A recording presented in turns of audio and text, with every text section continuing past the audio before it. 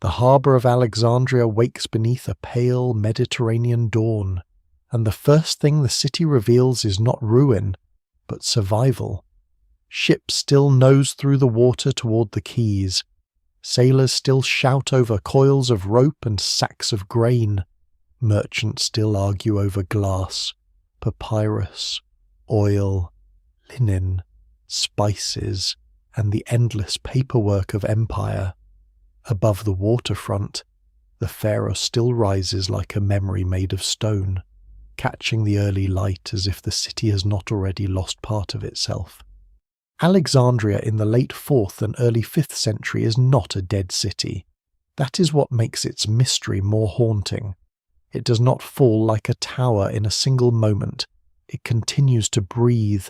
It continues to teach, trade, pray, quarrel, and remember. Its streets are full. Its schools are not silent. Its churches are growing stronger. Its old temples are uneasy. Its Greek past still glitters. But now the glitter is uneven, like sunlight striking broken glass. This is the Alexandria into which Hypatia belongs, not the untouched city of the early Ptolemies, not the shining dream of a library still gathering every book in the world, but a later Alexandria, wounded by time and yet still proud. Before we go deeper, take a moment to like the video and subscribe, if this is the kind of history and mystery you enjoy, because the story of Hypatia is often told as if one woman, one library, one fire, and one ancient city all perished together in a single tragic scene. The real story is stranger, slower, and more human. By the time Hypatia walks through Alexandria's public spaces, the famous royal library is already a memory layered with uncertainty. Scholars still debate the exact stages of its decline, because the evidence remains incomplete, and the ancient sources do not give the clean ending later imagination wants. What survives in the record suggests not one simple catastrophe, but a long erosion war, neglect, changing patronage, religious transformation, and the shifting priorities of rulers who no longer see the old institutions as the centre of the world. Long before Hypatia's lifetime, Alexandria has already lived through centuries of glory and disturbance. The city was founded by Alexander the Great, but it became something larger under the Ptolemies, the Greek-speaking dynasty that ruled Egypt after his empire shattered. They built more than a capital. They built a machine for prestige. The Museum and the great library attached to the royal quarter were meant to gather not only scrolls, but authority itself. To possess texts was to possess the memory of peoples.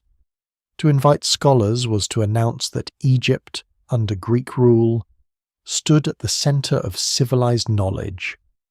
In those earlier centuries the city drew grammarians, mathematicians, physicians, astronomers, poets, geographers, and editors of ancient works. It was here that scholars compared manuscripts, corrected Homer, measured the earth, charted stars, debated medicine, and treated language as something that could be studied with the precision of geometry. Alexandria became a place where the world was collected, categorized, and argued over. Yet no institution, however famous, lives outside history. The royal library depended on royal protection, money, buildings, scribes, acquisitions, and a political order willing to maintain it. Once the Ptolemies weakened, that order changed. The first great wound often associated with the library comes during Julius Caesar's war in Alexandria in 48 BCE, when fire used in the harbour fighting may have spread toward the city and damaged book collections connected with the royal quarter. Ancient authors do not describe the event with modern clarity. Some later accounts speak dramatically of great destruction. Others leave room for uncertainty about scale. But the important point is not whether every scroll vanished then. The important point is that by Hypatia's age, more than 4 centuries later, the old royal library is not standing before her as an intact golden monument. It has already passed through the fog where history becomes fragment and fragment becomes legend. Alexandria itself, however, refuses to become only a legend. It remains one of the great cities of the Eastern Mediterranean. Grain from the Nile still moves through it. Officials still administer taxes and law. Philosophers still teach. Physicians still practice. Copyists still handle texts. Students still arrive with ambition in their eyes. The old intellectual life does not need the original great library to survive in some form, because knowledge has never lived only in buildings. It lives in habits, in commentary, in classrooms, in private collections, in memories trained by repetition, in teachers who inherit problems from teachers before them. A mathematical diagram can cross centuries if someone copies it carefully enough.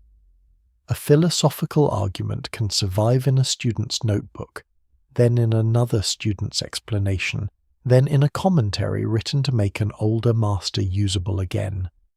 This is one of the lesser-known truths about late ancient Alexandria. Its intellectual world is not simply a museum of the dead past. It is a workshop of preservation. It is a city where scholarship increasingly means rescue. That work of rescue is quieter than the old dream of universal collection, but in some ways it is more dramatic. The scholar at a desk in late antiquity does not always create a new system from nothing. Often, the scholar protects a chain from breaking. A commentary on Euclid, a revision of astronomical tables, an explanation of Ptolemy, a teaching tradition connected to Plato and Plotinus. These are not small things in a world where parchment, papyrus, damp, insects, fire, politics, and indifference can erase a text more effectively than an invading army. The survival of ancient science often depends on people whose names are only faintly preserved, people who write in margins, correct numbers, compare manuscripts, and teach difficult material to students who may carry it elsewhere. Hypatia's Alexandria is filled with this kind of fragile continuity. The city has lost the security of the old royal age, but it has not lost the prestige of learning. That prestige still matters enough to make a teacher powerful, and power in Alexandria is never harmless. The city's landscape itself carries the evidence of layers: Greek colonnades, Egyptian sacred memory, Roman administration, Jewish communities, Christian churches, old temples, and philosophical schools occupy the same urban body. Alexandria is not merely a place where religions disagree. It is a place where different ideas of authority overlap. The empire now favours Christianity, and the Christian Bishop of Alexandria is no longer simply a spiritual leader speaking to a private community. He's becoming a civic force, a public power, a figure who can mobilize crowds, negotiate with officials, confront rivals, and shape the city's identity. The older pagan institutions do not disappear all at once, but they lose protection. Their rituals become vulnerable. Their buildings become political symbols. Their scholars may still be admired, but admiration is no longer the same as safety. This is why the image of Alexandria matters before Hypatia herself fully enters the scene. If the story begins only with her death, it becomes too simple. If it begins only with the great library burning, it becomes misleading. The real beginning is a city after many flames, some literal, some institutional, some remembered more clearly than they happened. Alexandria's greatness has not vanished, but it has changed form. The old royal project of gathering the world's knowledge has given way to a more scattered culture of schools and teachers. The city still produces brilliance, but brilliance now lives closer to danger. A philosopher may teach geometry and astronomy, but she also stands within networks of class, religion, patronage, and civic rivalry. A lecture hall may seem distant from street politics until the wrong rumour decides that learning itself has taken sides. Somewhere in this city, among its porticos, lecture rooms, courtyards, and crowded avenues, the world of Hypatia is forming. She is not yet the symbol later centuries will make of her. She's not yet the tragic figure placed in paintings and arguments about reason and fanaticism. She's a living scholar in a city that still knows how to honour scholarship, even as the ground beneath that honour begins to shift. The greatness of Alexandria does not die with her, because it has already been changing for centuries, but her life will reveal the pressure points of that change with terrible clarity. The old library is gone or fading into memory. The daughter collections and temple spaces face their own fate. The bishop's authority grows. The prefect's authority strains against it. The Greek-speaking elite still carries the manners of an older civic world, but that world no longer commands the city unquestioned. At dawn, Alexandria can still look eternal. The sea wind moves through the harbour. The lighthouse watches over ships. The streets fill with dust, incense, animal breath, and the murmur of many languages. A student hurries toward a teacher, a priest crosses a courtyard, a magistrate's carriage passes through the crowd. Somewhere a manuscript is unrolled with careful hands. Somewhere an old argument about the stars is explained again, because if it is not explained, it may vanish. The city is alive, and that is the tragedy. It is not a corpse beside a burned library.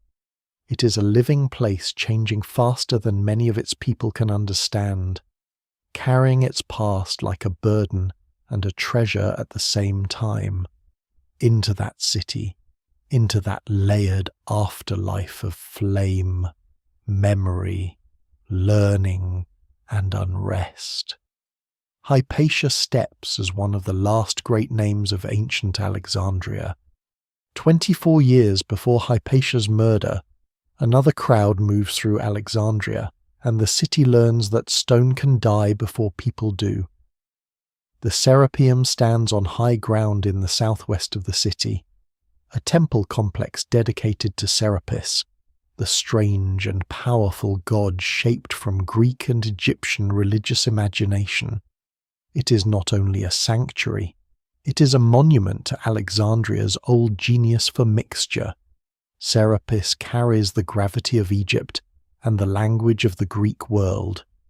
His temple gathers columns, courtyards, statues, rituals, prestige, and memory. To some Alexandrians, it is sacred space. To others, by the late 4th century, it is a defiant remnant of a pagan order that should no longer command public honour. Its walls has become an argument. The Serapeum matters because it stands where popular memory often moves too quickly.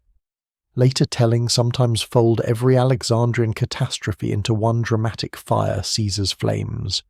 The death of the great library, the destruction of the Serapeum, the murder of Hypatia, all treated as if they happened together beneath one red sky. History resists that neatness. The older royal library, attached to the royal quarter and the Museum, belongs to an earlier age and a more complicated decline.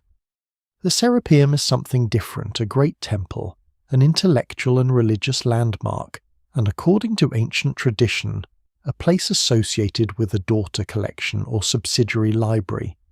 Its destruction in 391 is a major rupture, but it is not Hypatia's death. It is one of the shadows beneath it. By 391, the empire has changed around Alexandria. Christianity is not merely a persecuted movement or a private devotion.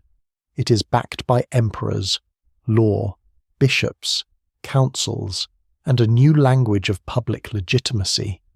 Pagan temples across the empire face restrictions, closures, confiscations, and humiliations. Though the pace differs from place to place and the evidence remains uneven, Alexandria, never a city famous for calm disagreement, feels these pressures intensely.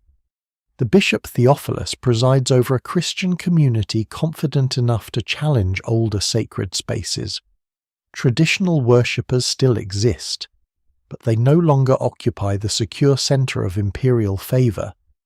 What had once been the religious landscape of the city is becoming a contested map.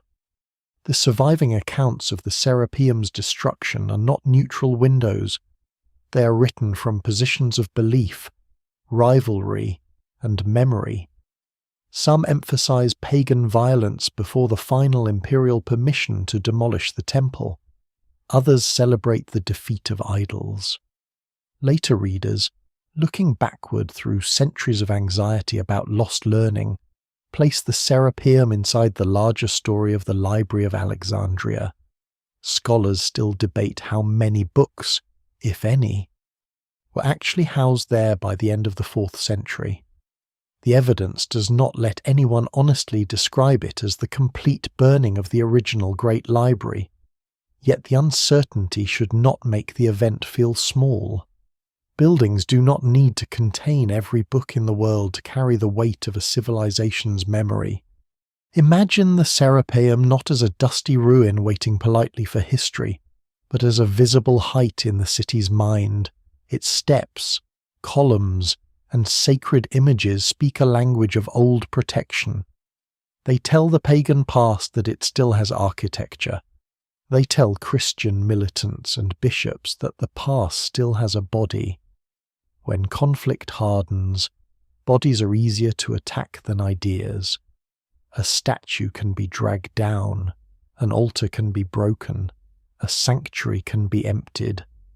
What cannot be destroyed so cleanly is the meaning people attach to it, and in Alexandria meaning is rarely quiet. The crisis begins around a smaller dispute, as late antique violence often does a local act, a provocation, an insult, a crowd's anger, and then the sudden widening of a conflict until no one controls its size. Theophilus is said to have exposed pagan objects to public mockery after receiving or taking over a site connected with older worship. Pagan resistance follows. Christians are attacked. Pagan defenders retreat into the Serapeum. Imperial authority is invoked. The final permission comes to destroy the temple while sparing the lives of those inside, or at least that is how the broad shape survives in the sources. The details are debated, but the outcome is not. The Serapeum falls. Its fall is more than the breaking of stones. It is the defeat of a public symbol. The statue of Serapis, once surrounded by reverence, becomes vulnerable to human hands. To believers in the old god, the destruction may feel like cosmic betrayal. To triumphant Christians, it may feel like proof that the idol has no real power. To cautious citizens who care less for theology than for order, it may feel like another sign that Alexandria's crowds and leaders can turn the city's sacred geography into a battlefield. No single explanation fully accounts for the force of the event, because religion, politics, law, fear, and urban competition all move together.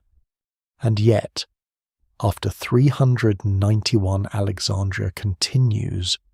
This is the point the story must hold firmly. The city does not become silent. Philosophy does not vanish at once. Mathematics does not end. Greek education does not evaporate from the streets. The destruction of the Serapeum is a rupture, not a full stop. Students still seek teachers. Manuscripts still circulate. Elite families still want sons trained in rhetoric, astronomy, ethics, and the habits of public life. Even Christian intellectuals remain deeply shaped by classical learning, sometimes suspicious of it, sometimes dependent on it, often both at once. Late antiquity is full of such contradictions.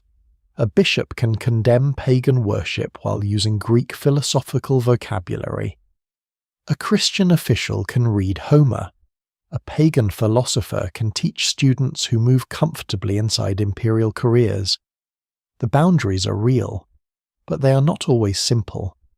This makes the world after the Serapeum more dangerous for someone like Hypatia. She grows into prominence after a public demonstration that old sacred institutions can be destroyed with imperial approval and popular force. She does not preside over the Serapeum. She does not die in its destruction. But the memory of 391 hangs over her Alexandria like dust that never fully settles.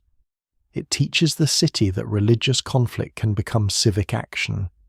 It teaches factions that a symbol can be isolated, named as an obstacle, and physically removed. It teaches ambitious leaders that crowds can alter the public landscape. The lesson is not written as a law, but Alexandria understands it.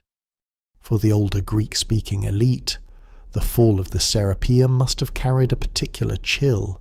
Their world is not identical with temple worship, and many educated people relate to traditional religion in philosophical, civic, or symbolic ways rather than simple popular devotion. Still, the temple's destruction signals that the visible heritage of the old city can be broken under the authority of the new. The old gods may retreat into private memory, literature, allegory, or philosophical abstraction, but their public houses are no longer secure. The social prestige attached to Hellenic culture survives, but it survives under negotiation. So the shadow of the Serapeum falls forward. It does not explain everything that happens in 415, and it would be careless to pretend that it does. But it prepares the atmosphere. It shows that Alexandria's transformation is not an abstract cultural process, but something enacted in streets, courtyards, and sacred enclosures, with officials making decisions and crowds turning decisions into irreversible facts. The death of Hypatia will come later, under different leadership, in a different political crisis. Yet before the philosopher becomes the city's most haunting victim, the Serapeum has already shown what can happen when a monument becomes a target and a community decides that destroying a symbol will purify the future.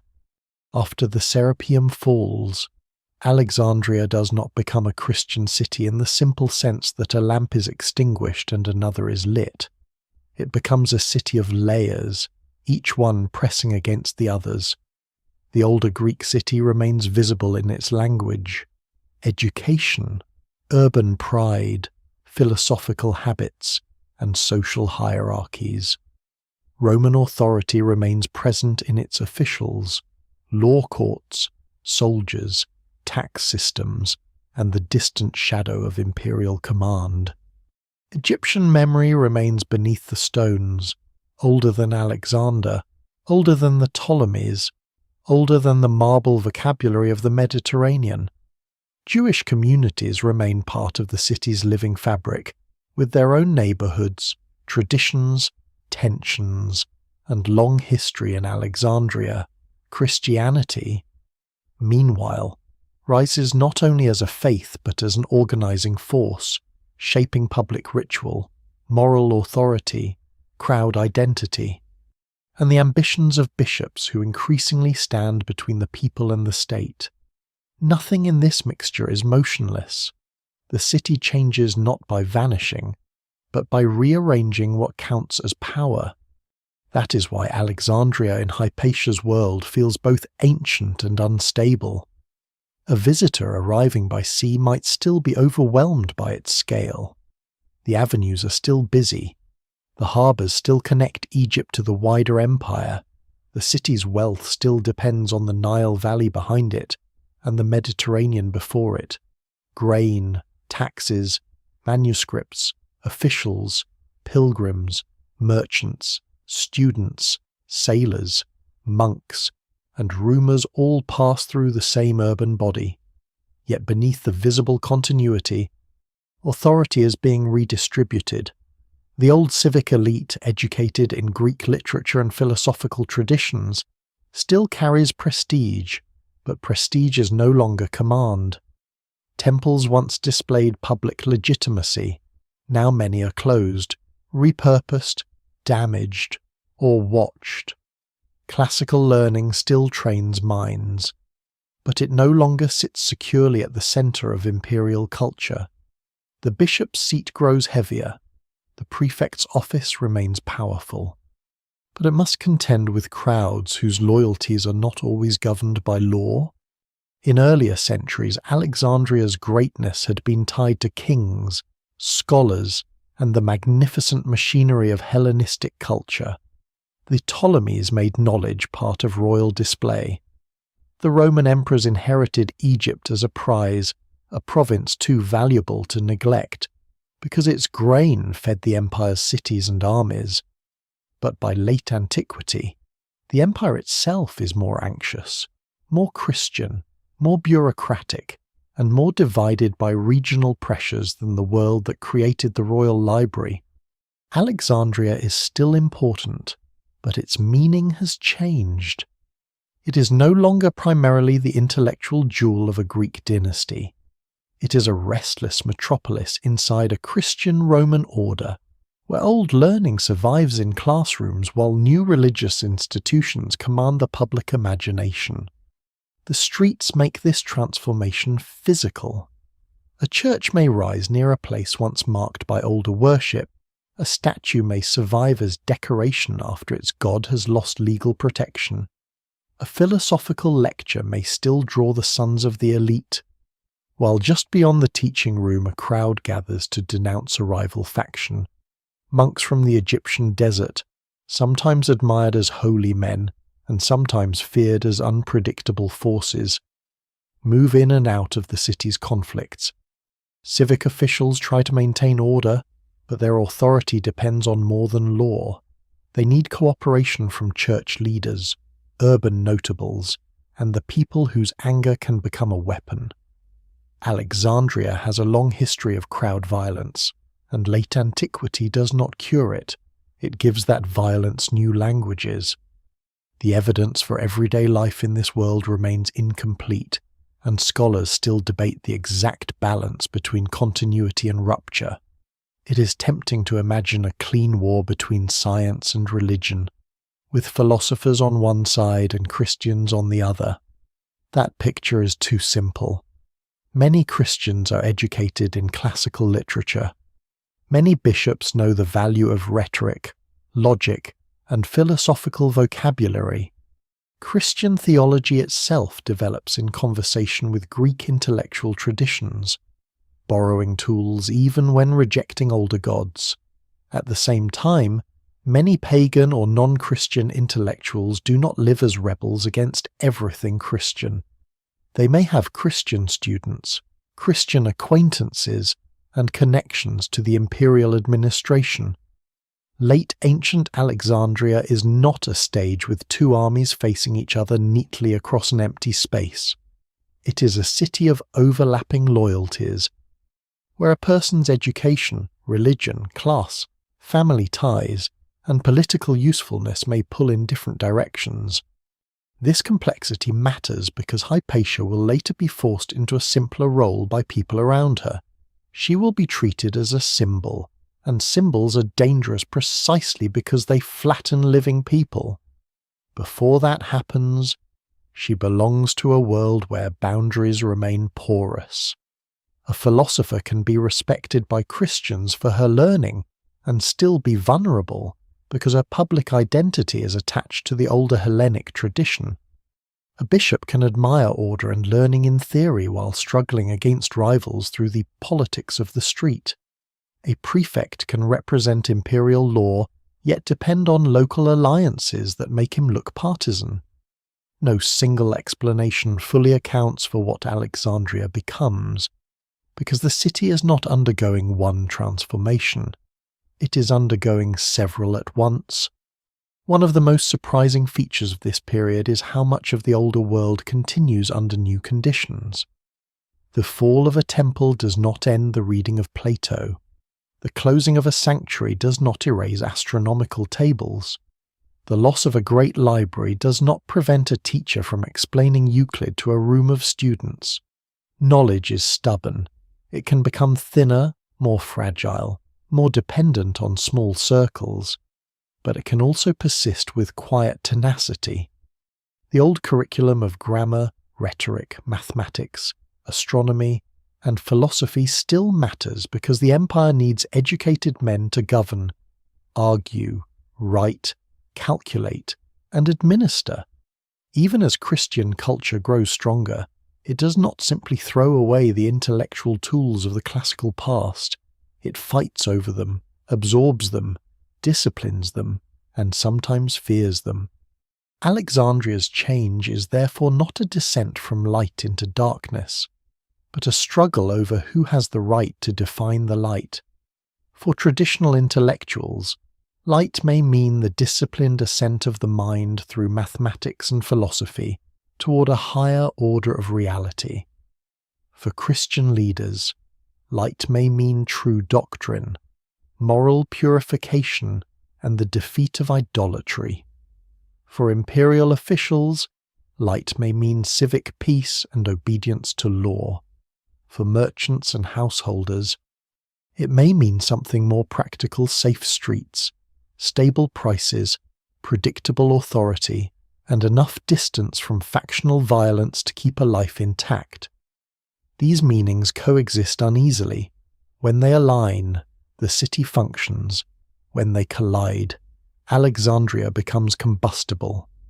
By the time Hypatia becomes one of the city's most admired teachers, this layered transformation has already shaped the ground beneath her feet. She's not standing at the beginning of Alexandria's change.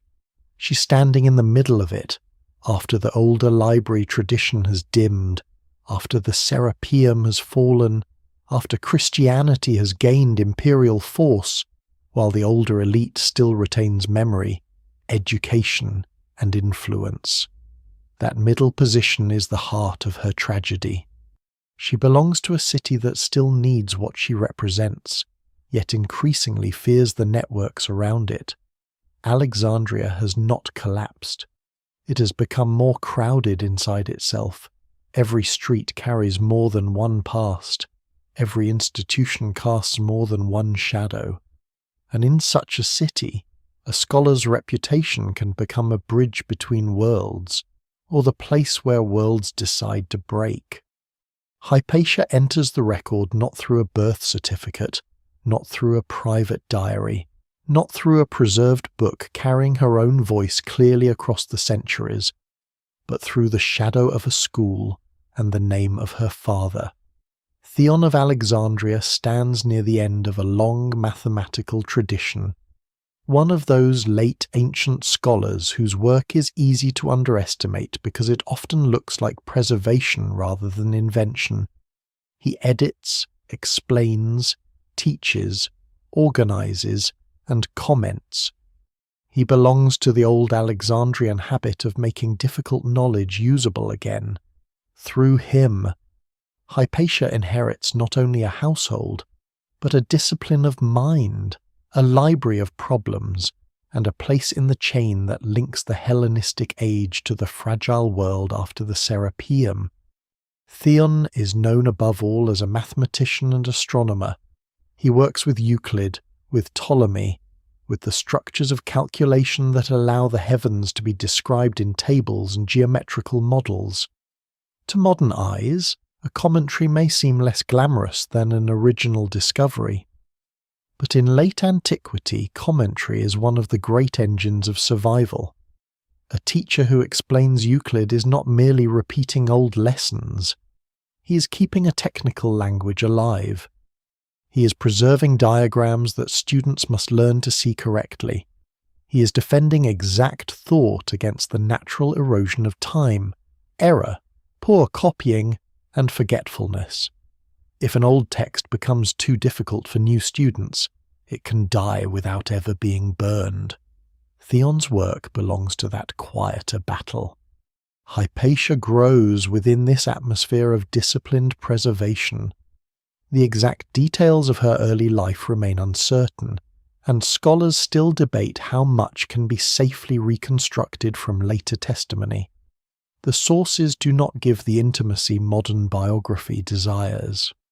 They do not show her daily routine as a young student, the first lessons she receives, or the private conversations that shape her mind.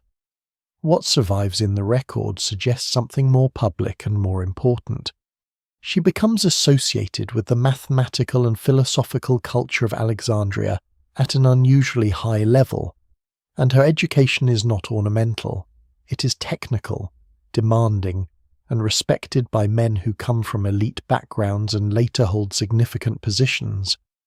This matters because Hypatia's world is not generous with public authority for women.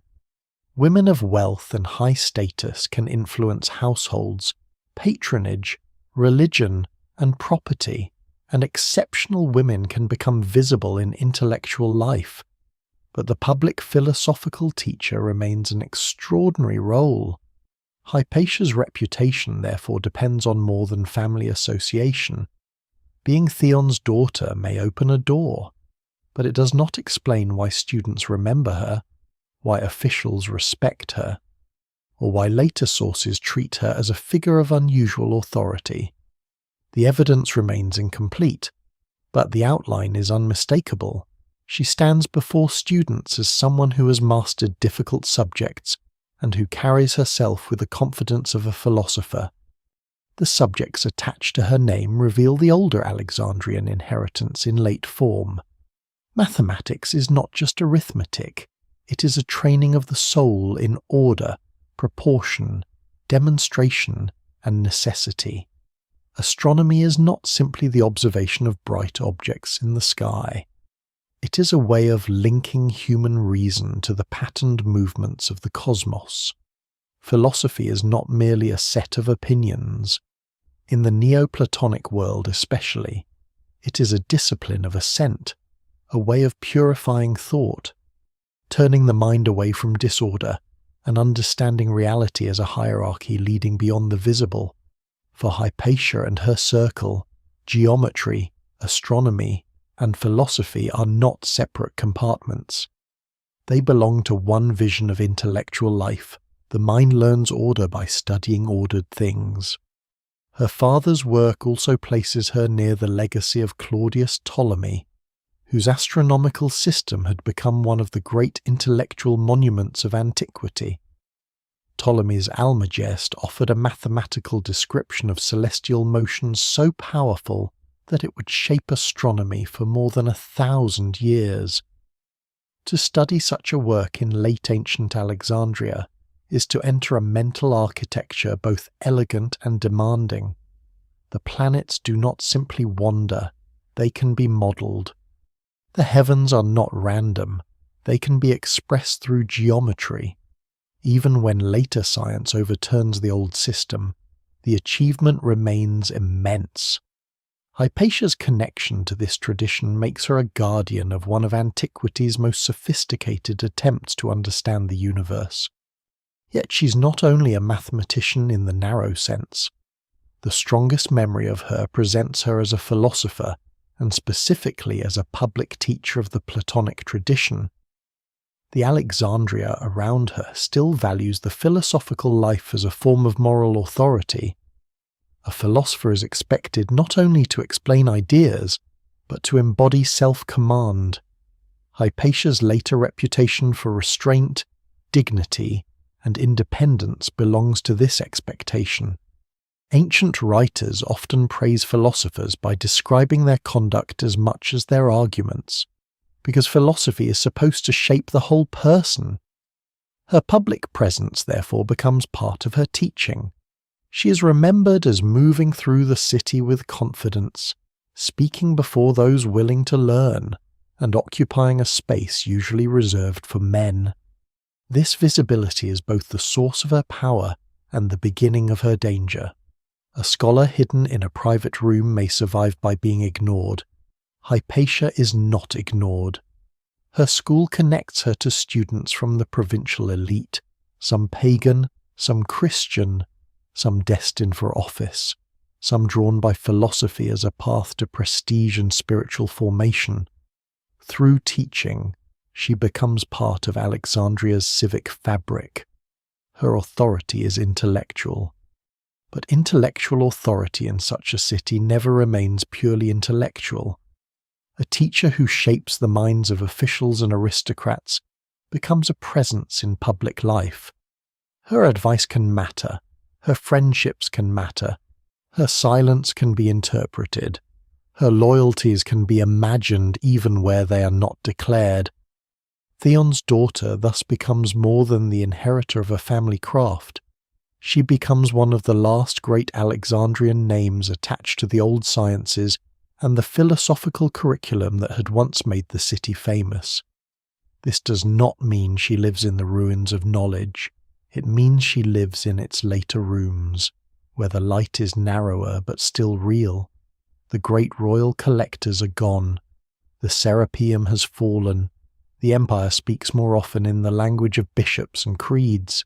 Still, a woman in Alexandria can teach the geometry of the ancients, guide students through the architecture of the cosmos, and represent a kind of learning that refuses to disappear simply because its institutions have weakened. In that refusal lies the quiet force of her life. Hypatia does not need to be turned into a myth of impossible perfection to be remarkable.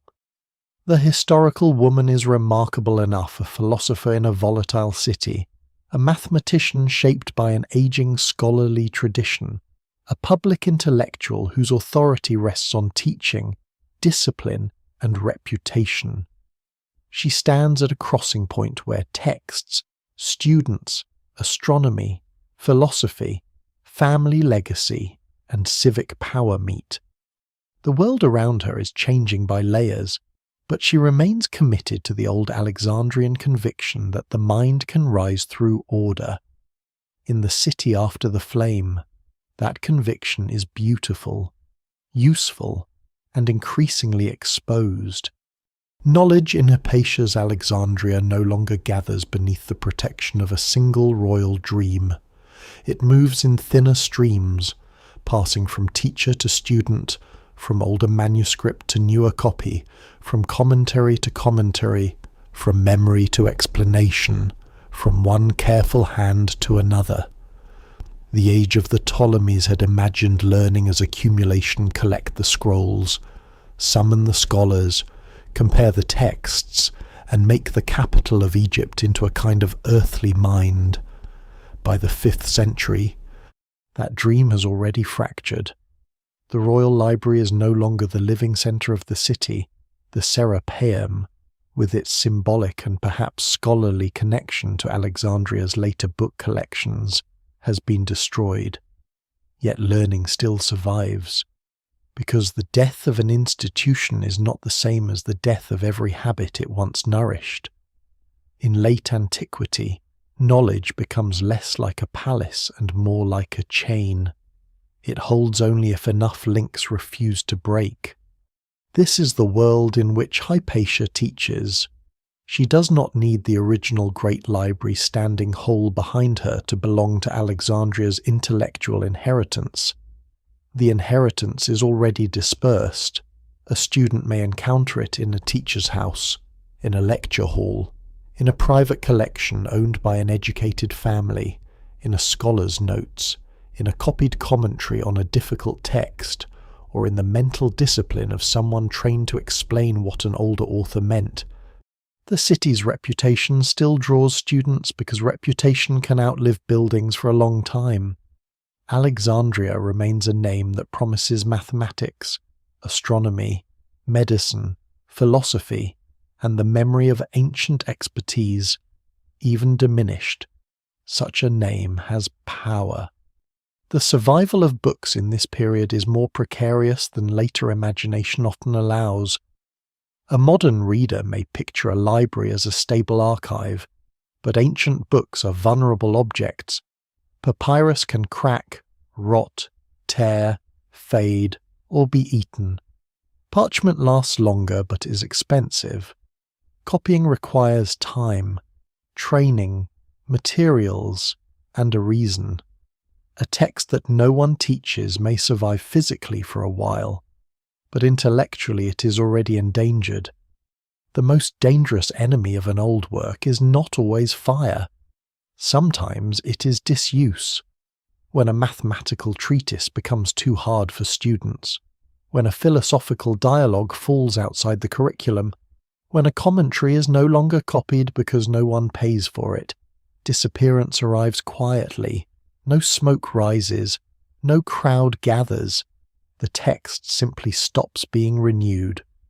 This makes late ancient scholars more important than their modest literary forms suggest. The commentary is one of the great survival tools of the ancient world. It slows down difficult works, explains obscure passages, corrects errors, gives examples, preserves variant readings, and turns an inherited text into something teachable. Commentaries can look secondary, but they are often the reason primary works remain alive. Theon's additions and explanations belong to this world. Hypatia's own scholarly activity, though mostly lost to direct evidence, is remembered in connection with mathematical and astronomical works.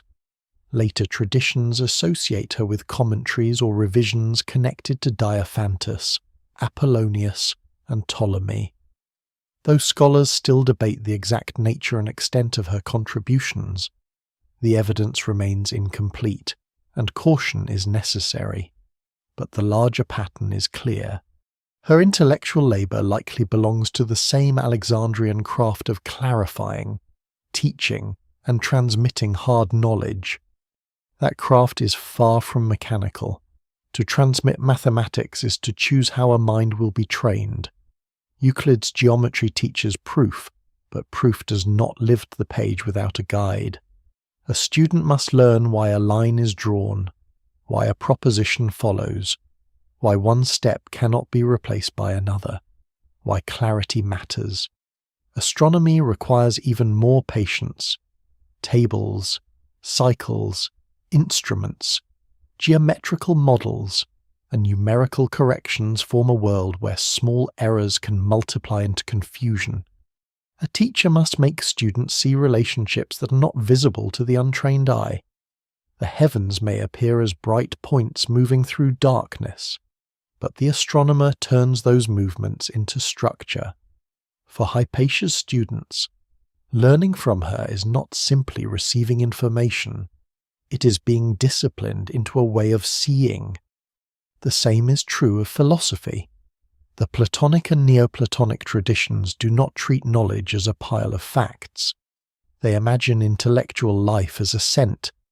Mathematics prepares the mind because it draws attention away from unstable appearances and toward intelligible order. Astronomy teaches that visible motion may conceal deeper pattern. Ethics trains the person to become worthy of what the mind seeks. This does not mean every student becomes a mystic or a saint. Many elite students pursue philosophy as part of status, culture, and public career, yet the ideal matters. Hypatia's school likely presents learning as both technical and moral. The good student is not only clever, the good student becomes ordered. This gives her teaching a distinctive force in a city where public order is increasingly fragile.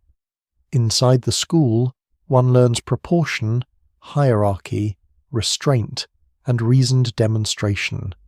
Outside, Alexandria is often governed by pressure, rumour, faction, and crowd emotion.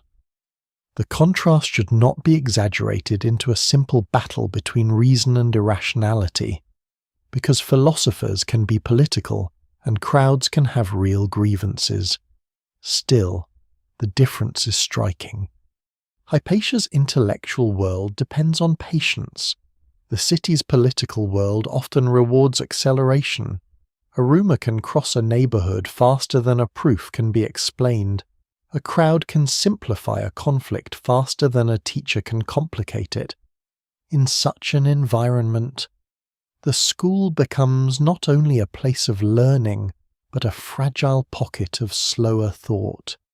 One lesser-known feature of this world is that Hypatia's students are not remembered as an isolated pagan sect cut off from Christian society.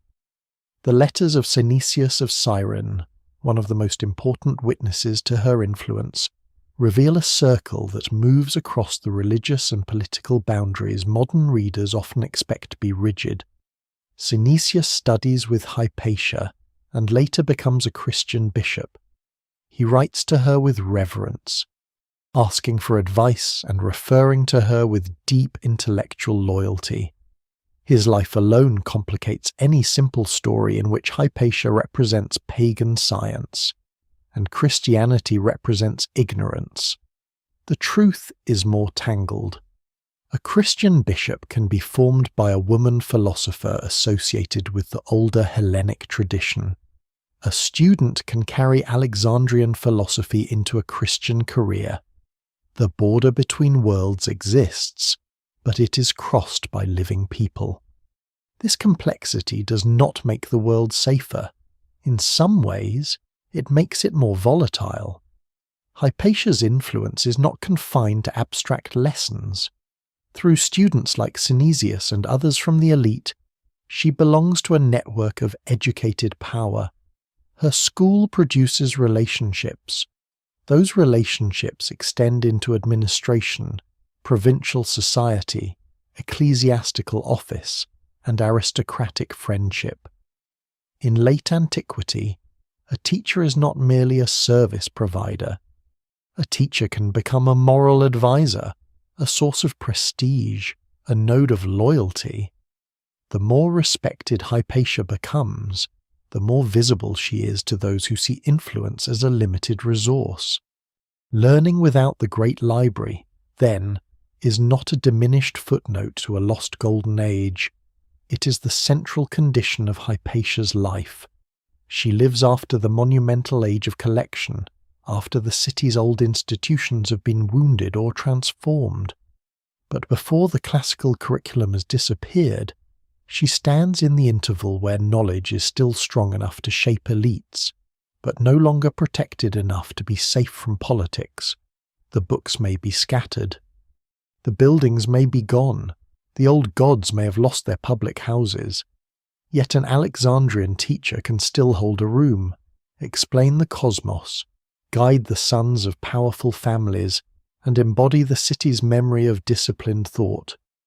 What survives in the record suggests that Hypatia's brilliance belongs precisely to this late, precarious form of learning. She is not the librarian of an intact ancient paradise. She's not the guardian standing at the door while the great library burns. She's something historically more plausible, and perhaps more moving a scholar in the afterlife of that world, teaching amid fragments, continuities, and dangers. Her Alexandria still remembers the idea that knowledge can order human life, but it is also learning, painfully, that memory alone cannot protect a city from the forces gathering in its streets. The more fragile a historical life becomes, the more easily later centuries decorate it. Hypatia is one of those figures whose surviving outline is strong enough to fascinate, but incomplete enough to invite projection. She is remembered as a philosopher, a mathematician, a teacher, and a public presence in Alexandria. Yet almost everything that would let a modern listener meet her directly has vanished. Her own writings, if they once circulated under her name, do not survive in a complete and secure form. Her private words are gone. Her daily habits are reconstructed only indirectly. Even her face is lost. No reliable portrait looks back from late antiquity and says with certainty that this is Hypatia of Alexandria. Around that absence, imagination has had many centuries to work. This is where the question of beauty enters the story, and it must be handled carefully. Later tradition often presents Hypatia as astonishingly beautiful, sometimes with a kind of radiance that makes her seem less like a historical teacher and more like a tragic icon painted in advance for her death. The theme is not meaningless, because ancient writers often connected moral and intellectual excellence with physical grace, and later artists loved the contrast between beauty and violence, serenity and mob fury, wisdom and destruction. But the evidence remains incomplete. The surviving ancient accounts are far more interested in her learning, virtue, public dignity, and influence than in offering a detailed description of her appearance. What survives in the record suggests that her authority comes not from beauty alone, but from the disciplined identity of a philosopher's self-command, eloquence, intellectual mastery, and the ability to stand in public without apology. That distinction matters because the romantic image can quietly reduce her. To make Hypatia merely beautiful is to make the least documented part of her the centre of the story. It turns a scholar into a symbol before allowing her to be a mind. It softens the technical difficulty of her world and replaces geometry, astronomy, commentary, and philosophical discipline with a more familiar tragedy, the lovely woman destroyed by a cruel age. The tragedy is real, but it is not enough. Hypatia's life is compelling precisely because she is not remembered only as an ornament of Alexandria. She is remembered as someone people went to hear, someone whose teaching shaped elite students, someone whose advice carried weight, someone whose presence could become politically meaningful. Her beauty, if she possessed the kind that later authors imagined, did not create that authority by itself. In the world she inhabited, reputation had to be sustained in the hard currency of intellect. Still, beauty in late antique biography is never just beauty. It can function as a moral sign, a literary device, or a way of explaining why a figure attracted attention. Ancient writers often describe exceptional people through visible qualities that stand in for invisible virtues. A calm bearing may reveal inner order. Modest dress may reveal philosophical restraint. A dignified public manner may reveal command over the self. When accounts emphasize Hypatia's composure and public confidence, they are not necessarily giving modern psychological detail. They are placing her inside a recognizable type, the philosopher whose life is aligned with teaching. In such portraits, the body becomes evidence of the soul. Modern readers must listen without taking every literary convention too literally. The silence around Hypatia's actual voice is more haunting than any later portrait. She almost certainly teaches difficult material, but the exact texture of her teaching is lost. Did she explain Euclid with severe precision, or did she move easily between mathematics and metaphysics? Did she speak in a formal lecture style, or did she teach through questions and demonstrations? Did she produce written commentaries that later copyists absorbed under other names? Did students preserve fragments without naming her scholars still debate the extent of her work? Because ancient transmission often hides labour behind titles, revisions, attributions, and inherited school traditions. A woman could shape a text's teaching life without leaving a signature that later catalogues preserved. This is not proof of hidden authorship everywhere, but it is a warning against mistaking silence for absence. That silence is sharpened by the fate of women in the ancient record. Many women act, think, manage estates, sponsor religious life, influence politics, educate children, and participate in cultural networks. Yet the surviving sources usually preserve them only when male writers decide they are worth mentioning. Hypatia breaks through that pattern, but only partially. She becomes visible because she is extraordinary, because her students remember her, because her death becomes a public scandal, and because later writers find her useful as a moral example. The same sources that preserve her also frame her. They choose what matters. They praise, condemn, simplify, or dramatize. The result is a woman both famous and unreachable, standing in the light of history while much of her actual life remains behind a screen. The later imagination tries to fill that screen. Hypatia becomes young even when the chronology suggests she may have been mature, perhaps older, at the time of her death. She becomes an untouched priestess of pure reason, though her own philosophical world is deeply spiritual and Neoplatonic, not modern secular science in ancient clothing. She becomes the last librarian of Alexandria, though this confuses her with institutions that had declined long before. She becomes the single bright flame extinguished by darkness, though Alexandria's intellectual life both precedes and outlasts her. Each version contains an emotional truth of some kind, but emotional truth is not the same as historical accuracy. No single explanation fully accounts for why she's been remade so often, but part of the answer lies in the power of a life interrupted at the exact point where many later ages want a symbol. For Enlightenment writers, she could become reason murdered by fanaticism. For modern defenders of women's intellectual history, she could become a witness to the long exclusion of women from the recognized genealogy of science and philosophy. For critics of simplified anti-Christian narratives, she could become an example of how history is distorted when complex urban politics are turned into a morality play. For artists, she could become the face of lost Alexandria itself, a woman standing in white marble light while the old world darkens around her. These afterlives are not irrelevant.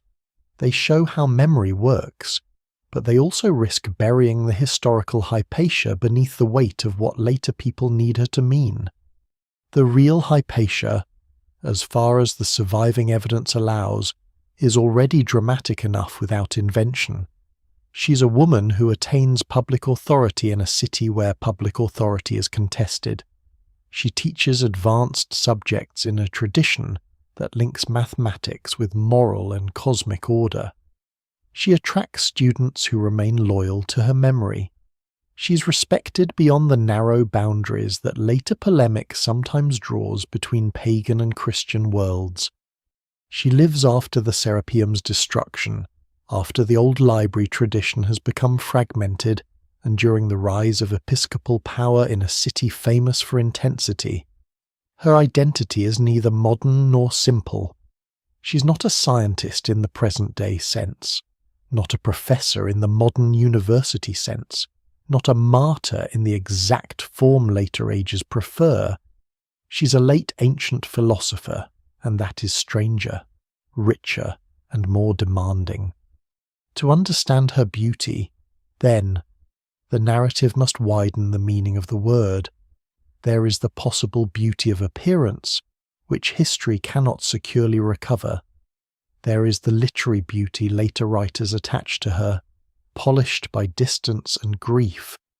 There is the philosophical beauty of an ordered life, the ideal of a mind trained toward clarity. There is the civic beauty of a woman able to appear in public as a teacher among men of rank. And there is the tragic beauty produced by loss. Because the fewer details survive, the more intensely the remaining outline glows. Hypatia becomes luminous partly because so much around her is dark to us. But the darkness should not be filled too quickly. The honest space between fact and legend is where her story becomes most powerful. A reliable portrait would be valuable, but its absence teaches something too. A complete book by her hand would transform the record, but its loss reminds us how many minds antiquity has hidden. What remains is enough to show a figure of rare authority, but not enough to flatten her into certainty. Hypatia's face is gone, her voice is distant, and her writings are shadows behind other texts. Yet her name endures because Alexandria, in one of its most dangerous transformations, produced a woman whose intelligence became public, whose reputation became political, and whose silence after death became one of the loudest absences in ancient history. Hypatia's school is easy to imagine too narrowly, as if it were only a quiet room where a few students lean over diagrams, while the city beyond the walls goes on without them. In Alexandria, a school can be much more than that. It can be a meeting point for families of status, young men of ambition, older patrons, philosophical seekers, future officials, and people who understand that education is one of the languages of power. Hypatia teaches mathematics and philosophy, but she also stands at the centre of a social world. Her lessons train the mind, yet her reputation gathers people. In a city where authority is being rearranged, that gathering matters. The students who come to her are not merely passive listeners. Some belong to the educated elite of the Eastern Empire. Some will move into government service. Some will become bishops or civic leaders. Some come from outside Alexandria, drawn by the fame of the teacher and the lingering prestige of the city. The surviving letters connected to Synesius of Cyrene reveal how deep such loyalty could become. Synesius does not treat Hypatia as a casual instructor from his youth. He remembers her as a guide, a master of philosophy, a figure whose approval and advice still matter after he has left the classroom and taken on public responsibilities. That kind of bond shows that Hypatia's teaching is not confined to technical instruction. It creates a moral and intellectual community. In late antiquity, education is never just education. Grammar, rhetoric, philosophy, mathematics, and astronomy are ways of forming a person fit to speak, judge, govern, advise, and represent a family's honour. A young man trained in the classical curriculum learns not only texts but posture, taste, argument, restraint, and the signs of cultivated identity. To be educated is to belong to a recognizable class. It gives access to office, correspondence, patronage, and polite authority. When Hypatia teaches such students, she participates in the reproduction of elite culture itself. Her school becomes one of the places where the old Greek-speaking civic world renews itself, even as the wider city shifts toward new Christian forms of public power. This is not the same as saying her school is a political party. The evidence does not support turning Hypatia into the leader of an organized pagan resistance. That image is tempting because it gives the story clean sides, but history is rarely that obedient. Her circle includes men who can move within Christian society. Her teaching is philosophical and mathematical, not a campaign manifesto. Yet public influence does not require a formal party. In a city like Alexandria, a respected teacher with elite students can become influential simply by being trusted. Advice given in private can shape decisions. Moral authority can become political capital. The person who trains the minds of powerful men may herself become a power others feel compelled to measure. Her classroom also carries symbolic weight because of what it represents. After the decline of the older library traditions and after the destruction of the Serapeum, the school is one of the remaining forms in which Alexandria's ancient intellectual identity survives. It is small compared with the royal institutions, but symbolically dense. A teacher explaining the heavens in mathematical order is not only teaching astronomy, she is continuing the city's claim that disciplined reason can reach beyond confusion. A lecture on Plato is not merely literary refinement. It is a sign that Hellenic philosophy still commands reverence. In a world where temples can be closed and statues can be broken, teaching becomes a subtler monument. That monument is harder to attack directly at first. It has no massive columns, no idol to drag down, no sacred enclosure to confiscate. It exists in people, habits, memory, and reputation. But this makes it vulnerable in another way. A school built around a living teacher can be wounded by wounding the teacher's name. If Hypatia's authority rests on public trust, then rumour can become a weapon against her. If her circle includes officials, then enemies can describe her as an unseen advisor.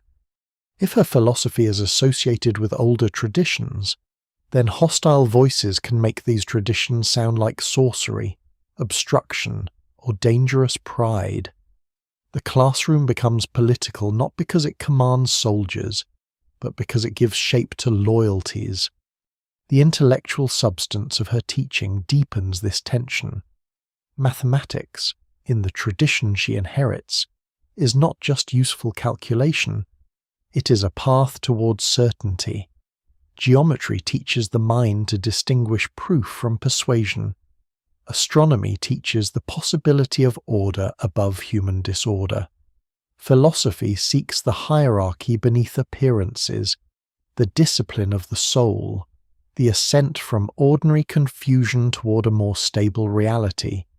Such teachings can produce humility, but they can also produce an aura of superiority in the eyes of outsiders. The philosopher, calm amid noise, can be admired as wise or resented as aloof. Hypatia's public dignity, so praised by some sources, may have looked to supporters like self-command and to enemies like influence beyond her proper place. Her gender sharpens every part of this. A male philosopher with elite students might inspire rivalry. A woman philosopher doing so becomes even more remarkable and, perhaps to some, more unsettling. Late antique Alexandria has room for respected women in certain religious, familial, and aristocratic roles. But Hypatia's form of public authority is unusual. She does not gain influence as an empress, a mother of a dynasty, a martyr, or an ascetic withdrawn from the city. She gains it as a teacher in public intellectual life. She speaks to men trained to lead. She is consulted. She is seen. The sources that praise her often emphasize her modesty and self-control, as if to reassure readers that her visibility does not violate philosophical virtue. The need for such emphasis reveals the pressure surrounding her position. At the same time, her school is not cut off from the spiritual concerns of the age. Neoplatonic philosophy is not cold rationalism in the modern sense. It seeks a purified vision of reality, often using mathematics as preparation for higher contemplation. It is intellectual, but also deeply concerned with the soul. This helps explain why students with Christian futures can admire Hypatia without necessarily seeing their education as a betrayal of faith. The intellectual world of late antiquity is full of shared vocabulary, borrowed concepts, and contested inheritances.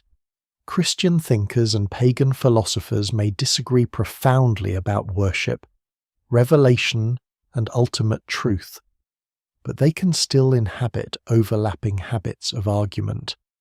The evidence remains incomplete.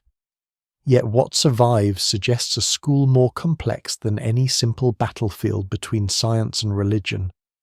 The power of such a school lies in formation. Hypatia forms students to think, to speak, to judge, and to recognize order.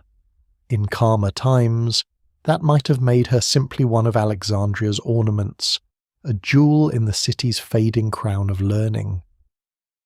But in the years after the Serapeum, amid the growing authority of bishops and the uneasy position of older elites, formation becomes consequential.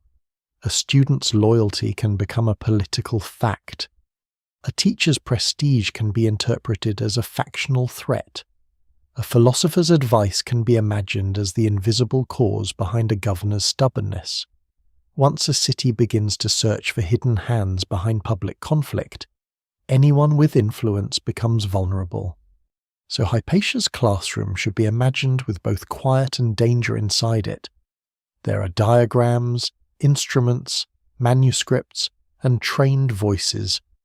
There is the old pleasure of a difficult idea becoming clear.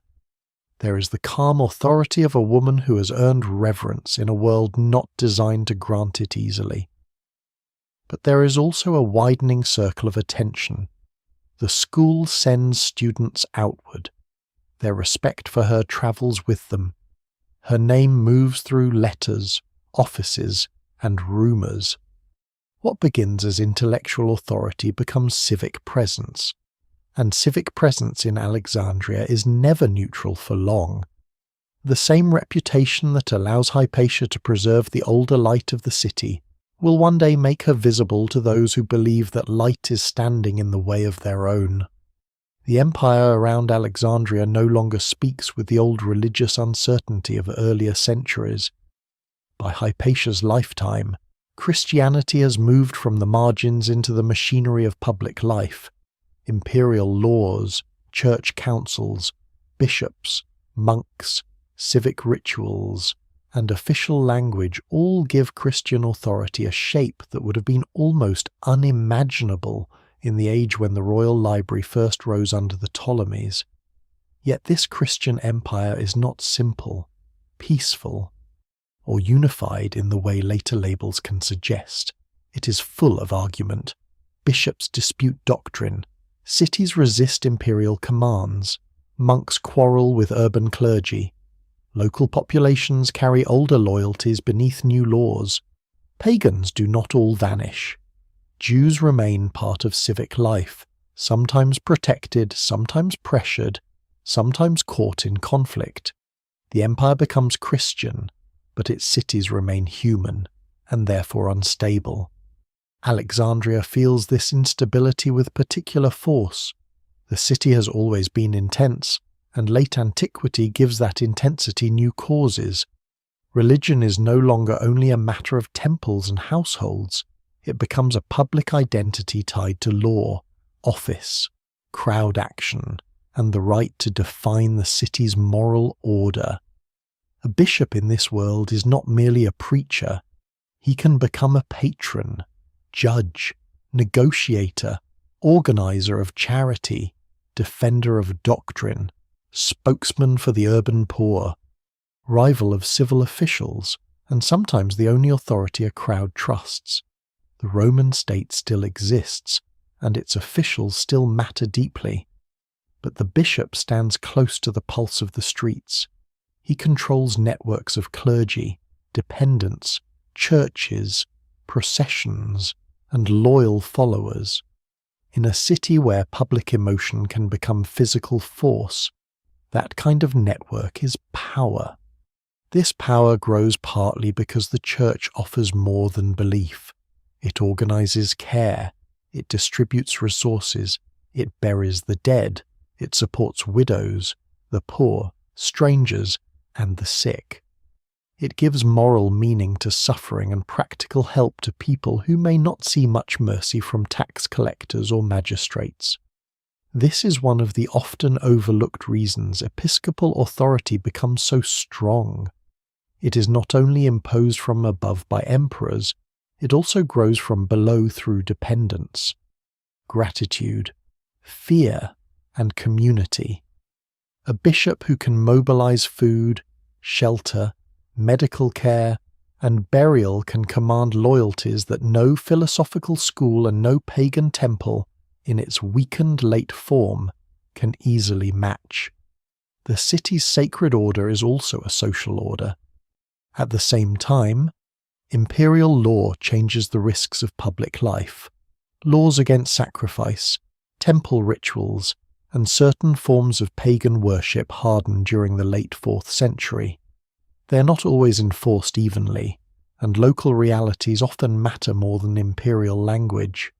Still, the legal atmosphere shifts.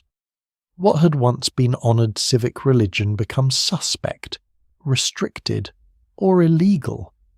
The old gods can survive in literature, art, private practice, philosophical allegory, and rural habit, but their public confidence is damaged.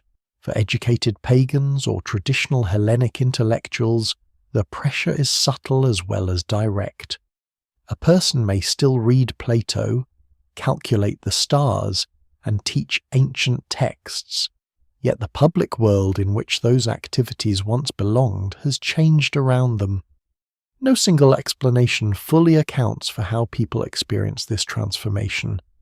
Some Christians sincerely see themselves as cleansing the world from error and cruelty. Some pagans see the destruction of their sacred spaces as an attack on ancestral dignity and civic memory. Some officials care less about doctrine than order. Some ordinary residents may shift affiliation gradually, blending habit, opportunity, conviction, family ties, and survival. Conversion is not always a lightning strike. Cultural change often moves through marriage, patronage, education, festivals, fear, ambition, and the desire to stand on the winning side of history.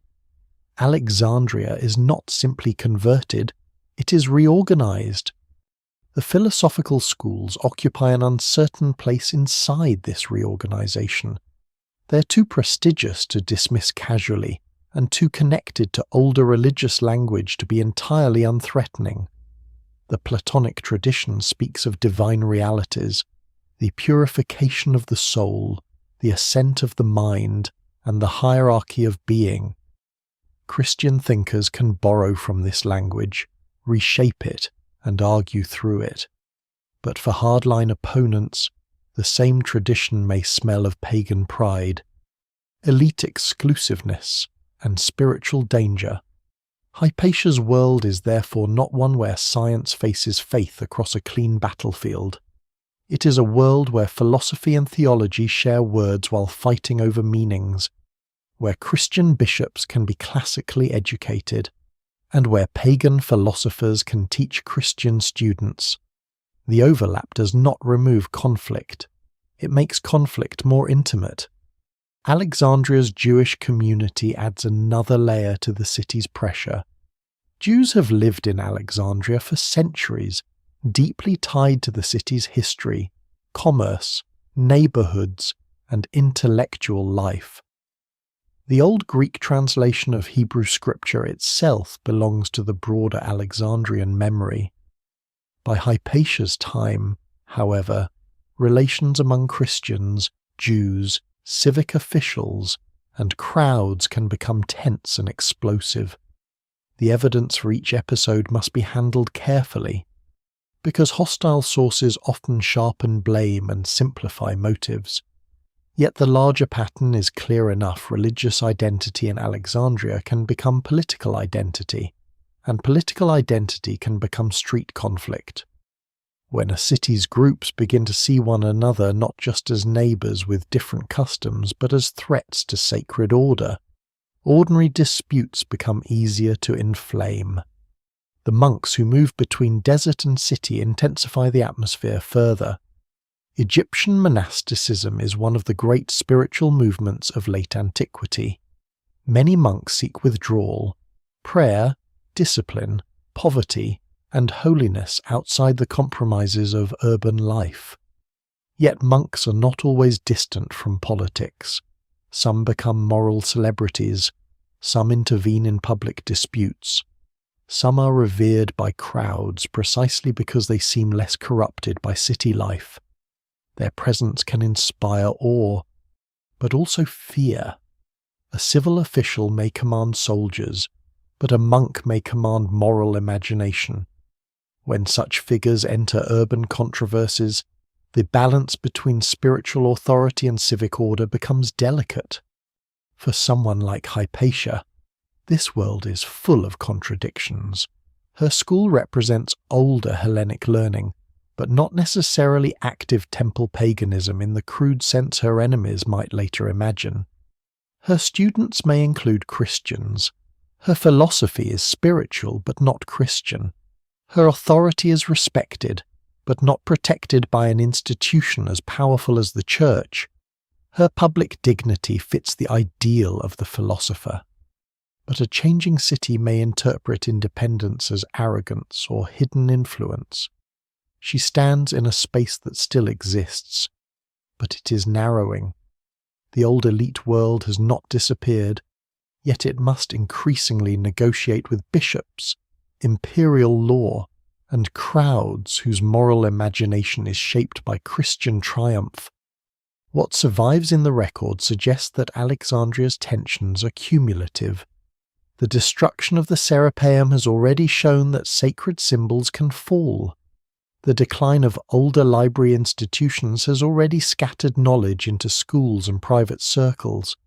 The growth of episcopal power has already shifted the city's centre of gravity. The prefect still represents Roman authority, but the bishop represents a kind of authority the Roman office cannot simply command. Philosophy still offers order, but the street can create its own order through noise, numbers, and fear. Each force remains distinct, yet they press upon one another until even small events begin to carry too much meaning. This is the atmosphere before the final crisis, not darkness replacing light, not faith simply crushing reason, not a peaceful city suddenly seized by madness, but a dense urban world where every institution is becoming symbolic. A temple is not only a temple, a classroom is not only a classroom, a bishop is not only a bishop, a prefect is not only an administrator, a philosopher is not only a teacher. In Alexandria, identities gather meanings beyond themselves, and once that happens, conflict becomes harder to contain. Hypatia continues to teach within this pressure, carrying the older confidence that the mind can rise toward order. Around her, the city is discovering how quickly order can be claimed by those most willing to fight for it. When Cyril becomes Bishop of Alexandria in 412, he inherits more than a church.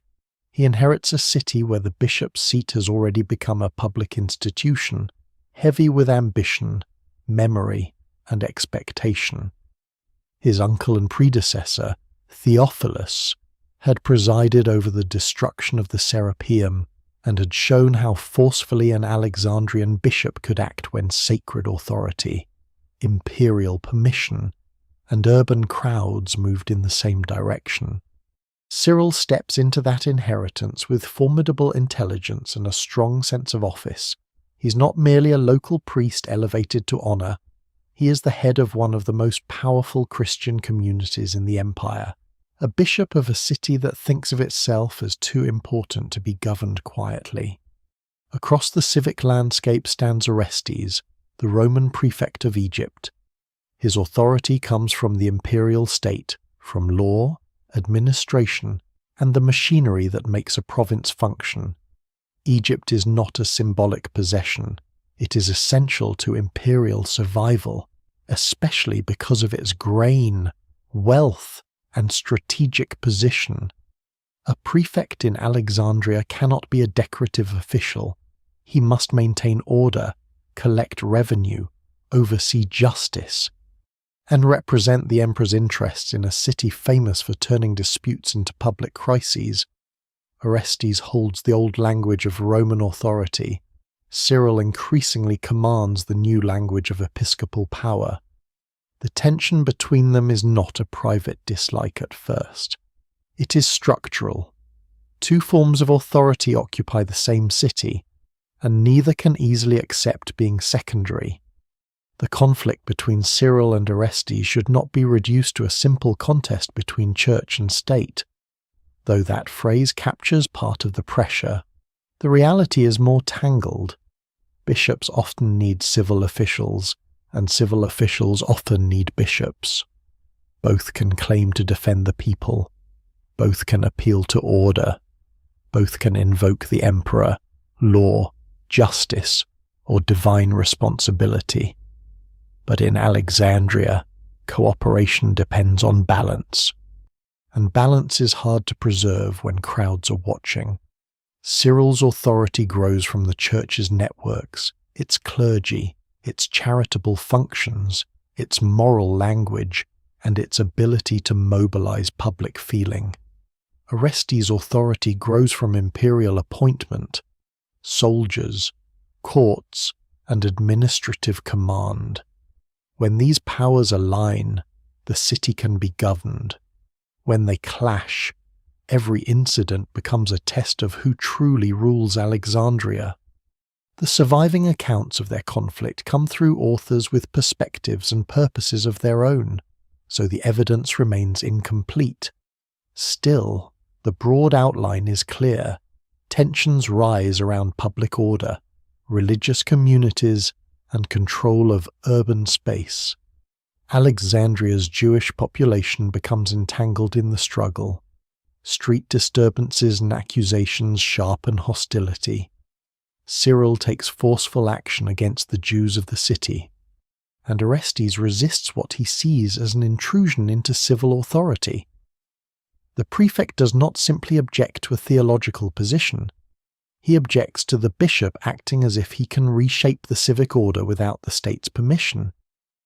In this dispute, the question beneath the surface is not only who is right, but who has the right to act. Orestes is himself a Christian, or at least is remembered within the Christian imperial world rather than as a defender of pagan religion. This is an important detail because it prevents the story from hardening into the wrong shape. The conflict is not pagan prefect against Christian bishop. It is a struggle between two Christian-era authorities in a Christian empire, with Hypatia, a philosopher associated with the older Hellenic tradition, standing near one side because of her prestige and relationship with Orestes. That makes the crisis more historically revealing.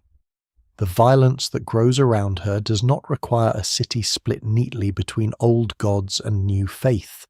It requires rivalry, suspicion, and a public figure whose influence can be interpreted as obstruction.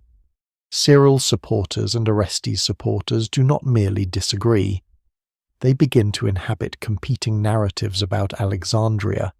To those loyal to Cyril, the bishop may appear as the defender of Christian order, a man determined to purify and protect the city from threats, rivals, and disorderly enemies. To those aligned with Orestes, or simply concerned about civic law, Cyril's actions may appear dangerously expansive, as if episcopal power is stepping beyond spiritual leadership into direct governance. No single explanation fully accounts for the escalation, because doctrine, public safety, communal rivalry, personal authority, and institutional ambition all overlap. The conflict is political because it concerns power. It is religious because power in Alexandria is now inseparable from sacred identity. It is urban because the city's crowds turn authority into spectacle. One revealing episode involves monks coming from outside the city and confronting Orestes. Monks in Egypt can command immense respect, but they can also become unpredictable actors when drawn into urban conflict. Their presence signals that the struggle has moved beyond formal offices. Orestes is no longer dealing only with Cyril as bishop across a table of negotiation.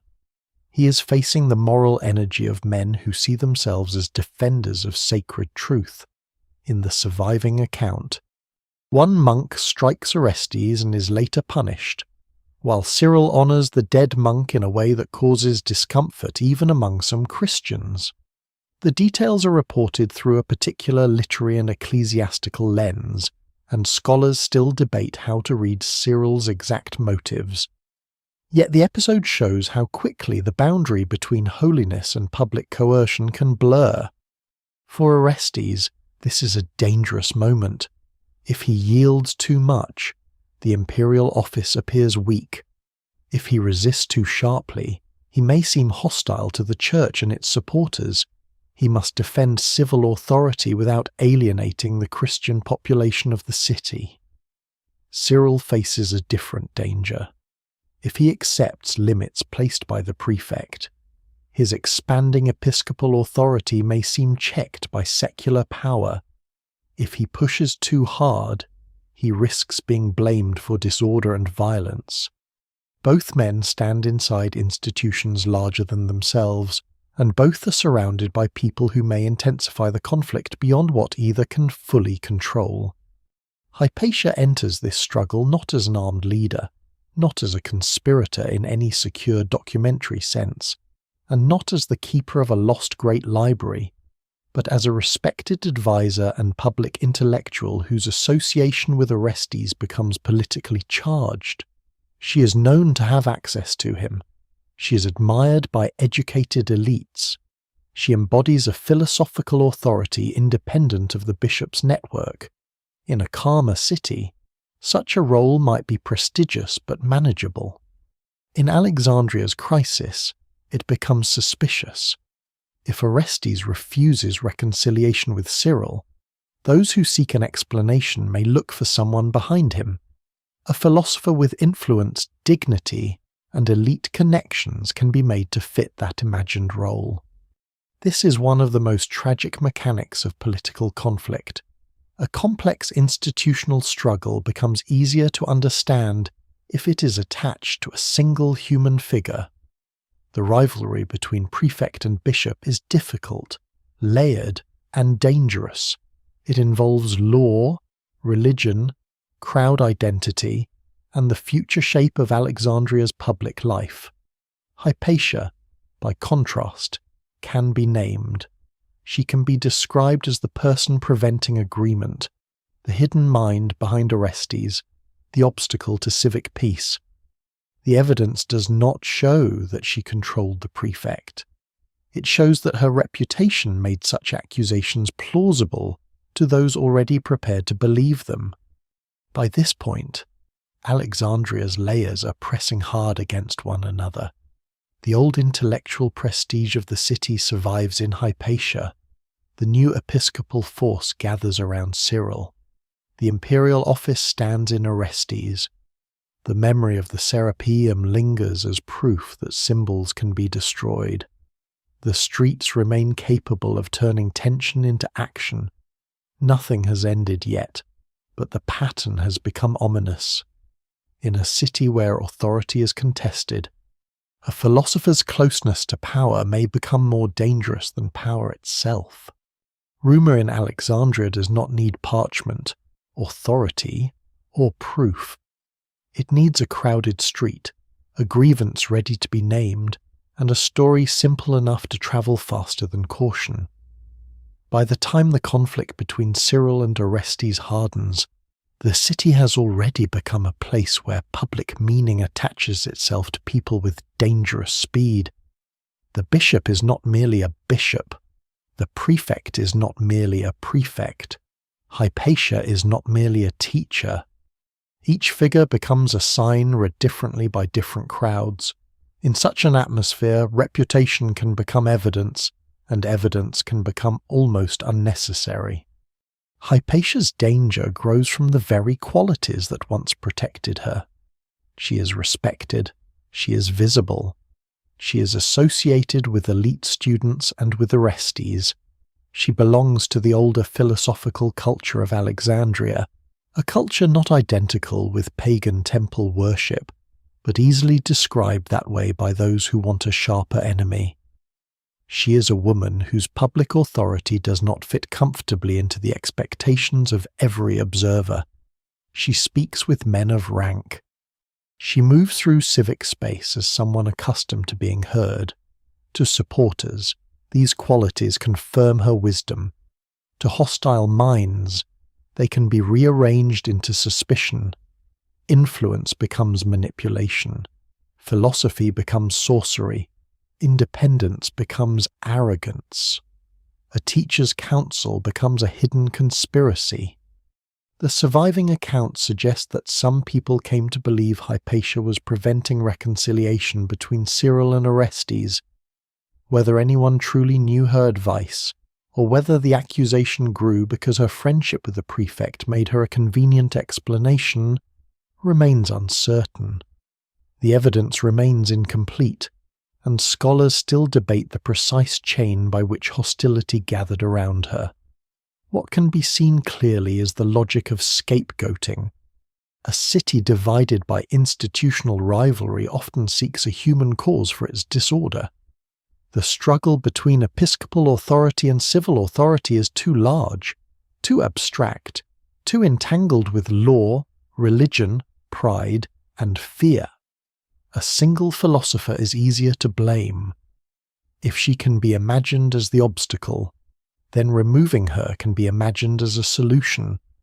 This is how rumour becomes a weapon. It takes what people already know and bends it. Hypatia is learned, therefore she may be dangerous.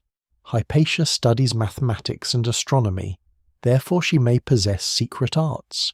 Hypatia is close to Orestes, therefore she must be hardening him against Cyril. Hypatia is not under the bishop's authority, therefore she must stand against the city's Christian order.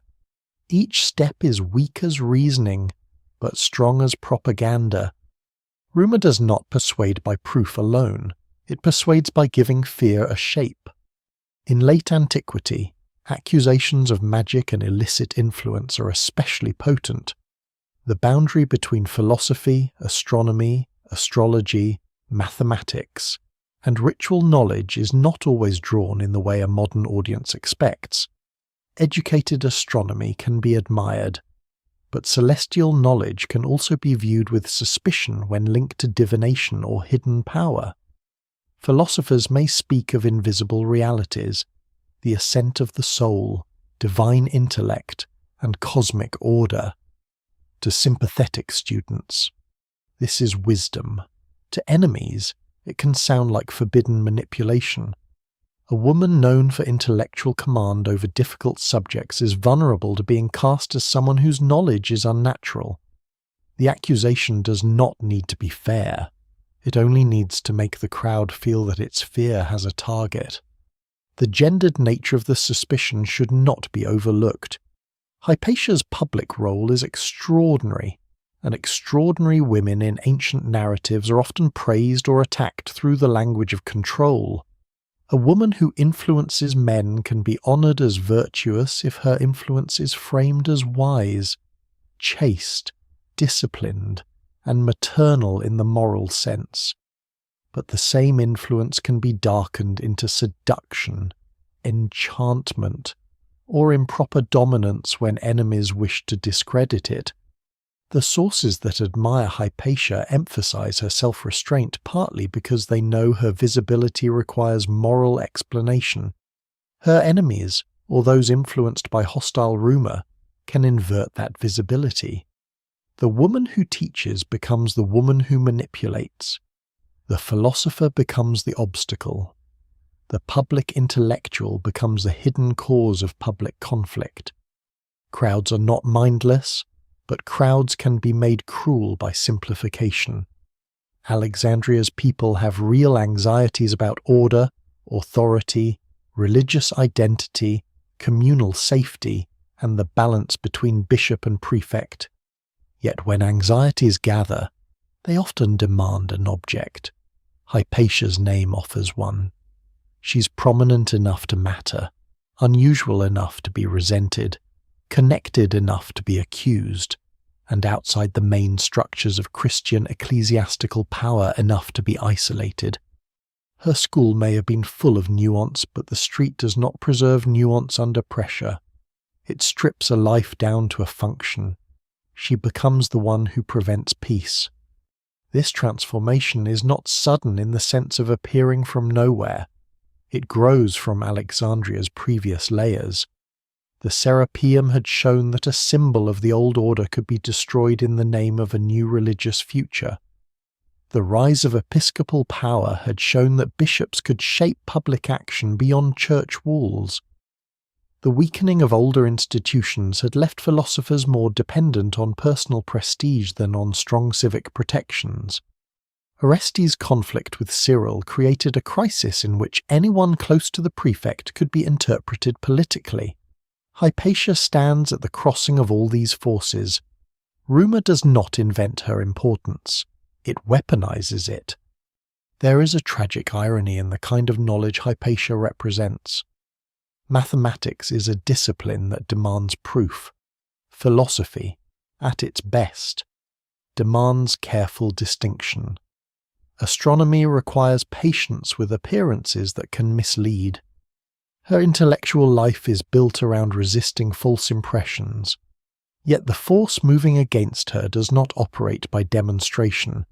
It operates by atmosphere. The accusation need not be written in a formal charge. It can pass from voice to voice, from suspicion to certainty, until people who never attended her lessons and never heard her advice feel they understand her role completely. In that gap between disciplined knowledge and public rumour, Hypatia becomes vulnerable.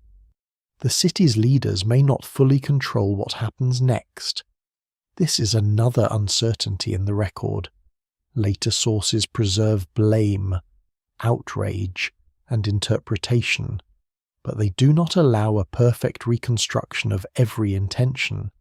Cyril's responsibility remains debated, especially the difference between direct command, political benefit, moral atmosphere, and failure to restrain violent supporters. Orestes' own position is also difficult to measure. He is powerful, but power in Alexandria does not make a person safe from crowds. Hypatia, meanwhile, has no army, no church network, no official guard described in the sources as shielding her. Her protection lies in reputation, and reputation is exactly what rumour has begun to poison. Once a society begins to imagine removal as purification, danger has crossed a threshold. The person accused no longer needs to be argued against. She can be treated as a blockage in the body of the city. The language of healing, cleansing, peace, and divine order can become terrifying when attached to a human target. Hypatia's enemies, whoever precisely they are in that final gathering of hostility, do not need to destroy a library to feel they are changing Alexandria. They need only convince themselves that the city's disorder has a face. So the road toward March 415 is paved not only by hatred, but by interpretation. A teacher becomes an advisor becomes conspirator, a philosopher becomes the magician, a woman of learning becomes the reason powerful men cannot reconcile. None of this requires truth in the full sense. It requires plausibility within a frightened community. That is the power of rumour in a city under pressure. It turns incomplete knowledge into certainty. It turns uncertainty into accusation. And in Hypatia's Alexandria, where old memory and new authority already grind against each other, accusation is sometimes enough to set history moving toward blood. The road to Hypatia's death does not pass through the burning of the great library, and it does not pass through the fall of the Serapeum, because both belong to earlier layers of Alexandria's long transformation. It passes instead through a living city in 415 through streets still crowded with movement, anger, devotion, suspicion, and the ordinary business of a place that has not stopped being itself. That distinction matters. Hypatia is not killed beside the shelves of the old royal library. She's not dragged from the ruins of the Serapeum in 391. She dies more than 2 decades later, in a city where older institutions have already weakened, where episcopal authority has grown, where civil authority is contested, and where a respected philosopher has become entangled in the imagination of a political crisis.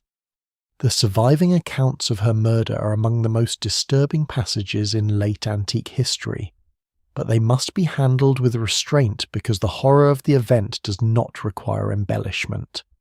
What the sources broadly suggest is that a group of men connected with the militant Christian factional atmosphere of Alexandria sees Hypatia while she is moving through the city.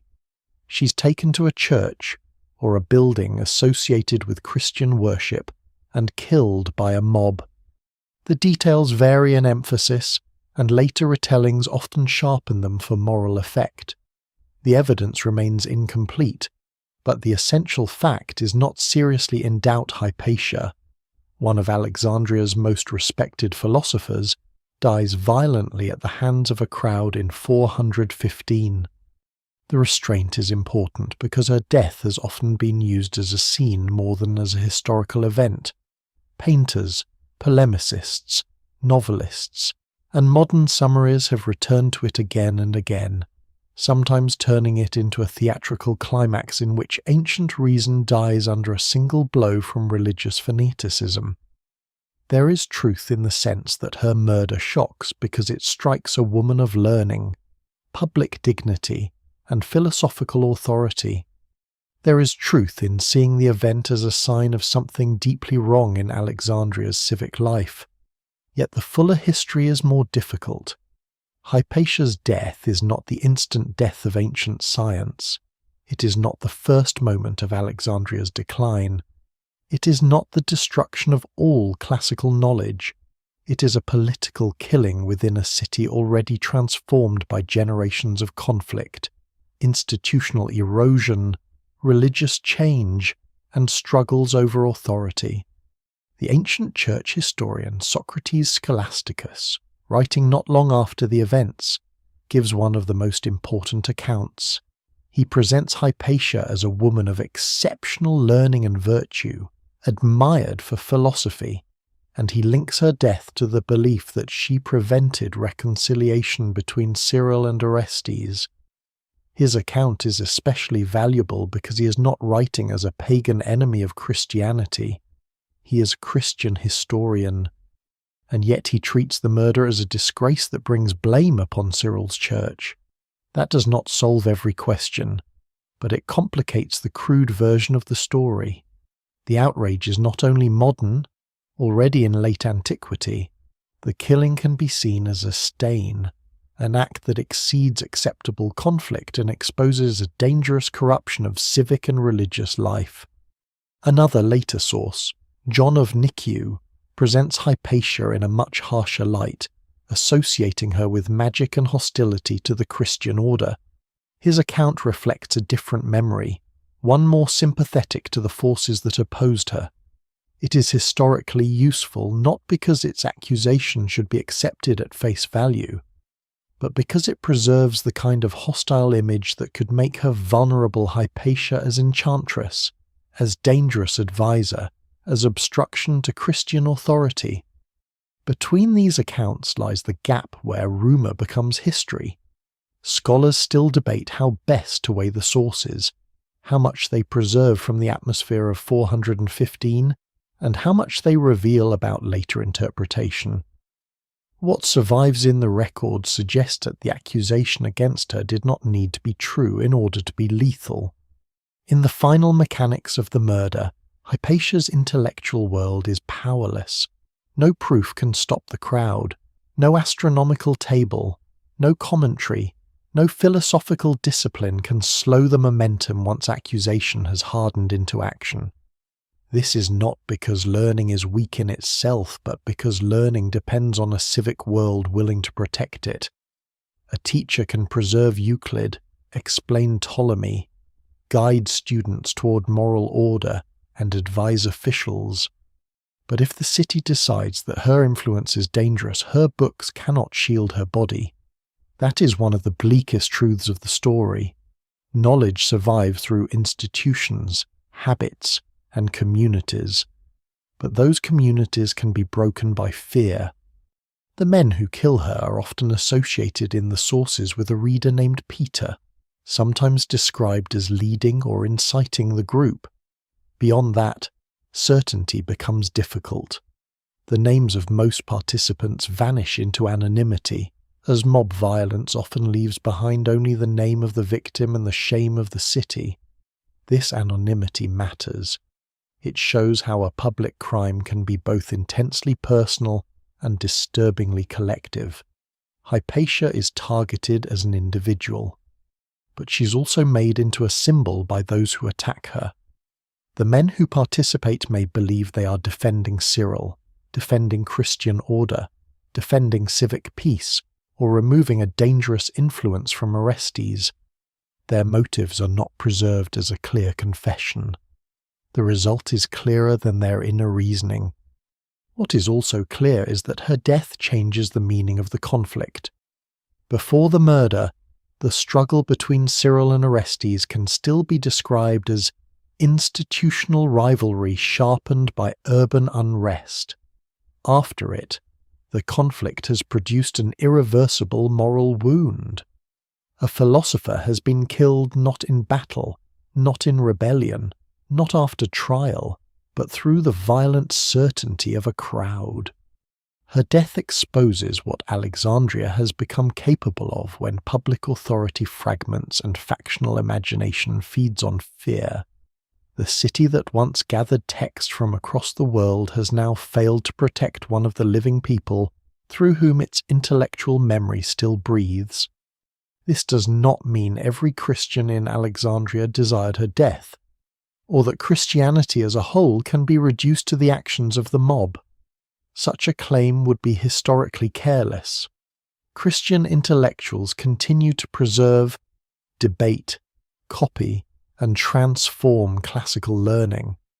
Christian writers themselves condemn aspects of the event.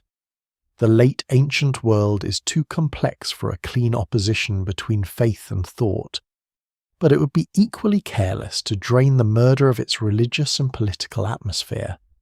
The men who kill Hypatia act within a city where Christian factional power has become public force, where the bishop's authority looms over civic conflict, and where accusations against a non-Christian philosopher can be framed as defense of sacred order.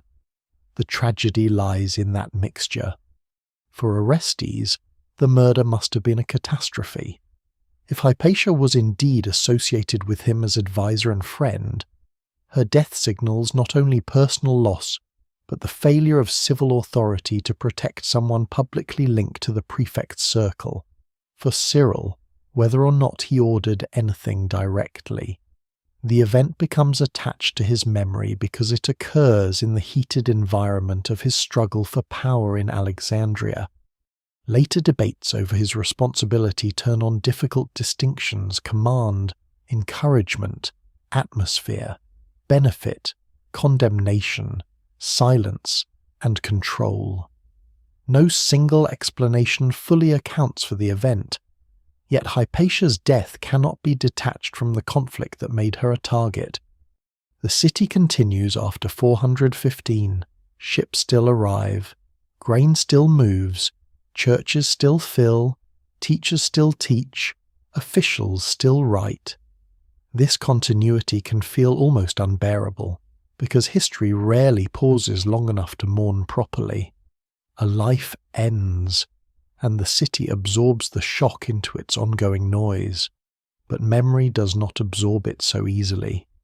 Hypatia's murder echoes because it reveals the violence possible in a city where old learning, new religious power, civil authority, gender, rumour, and crowd action collide.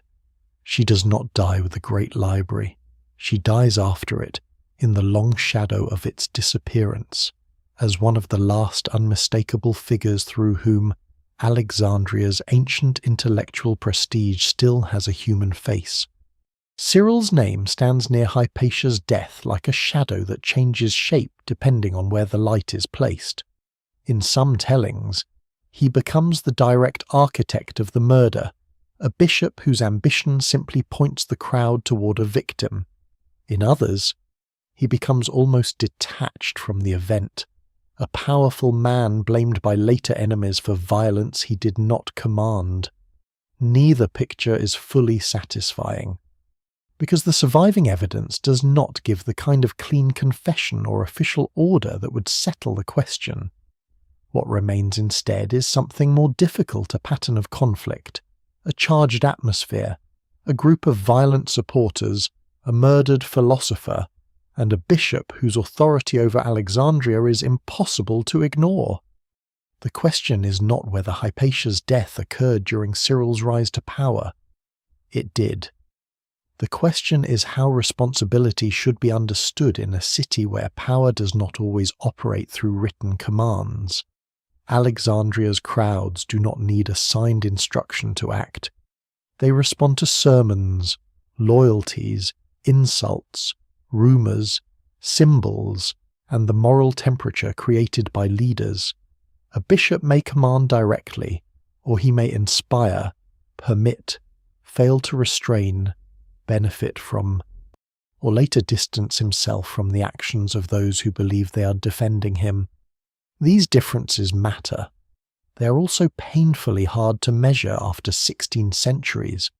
Socrates Scholasticus, the Christian historian who gives one of the most important accounts, does not present Cyril as personally wielding the weapon or issuing a direct order. Yet he clearly connects the murder with the conflict between Cyril and Orestes, and he says the act brought disgrace upon Cyril and the Alexandrian church. That judgment is significant. Socrates is not an Enlightenment critic writing long after the rise of modern secular thought. He's a Christian author within the ancient world, and he still finds the killing shameful. His account suggests that even some Christians recognized a moral line had been crossed. The church's triumph in the city did not require the murder of a philosopher, and yet the murder happened in the orbit of church factional power. John of Nikiu, writing later and from a different perspective, treats Hypatia far more harshly. In his memory, she becomes associated with magic and obstruction, the kind of figure whose removal can be framed as part of restoring Christian order. This version does not prove that the accusations against her were true. It reveals how they could be believed, repeated, and justified. Between Socrates' moral unease and John's hostile portrait lies the dangerous space where politics becomes sanctified and violence becomes explainable to those who want it explained. Scholars still debate how much each source preserves from the actual mood of 415 and how much reflects later theological or political agendas.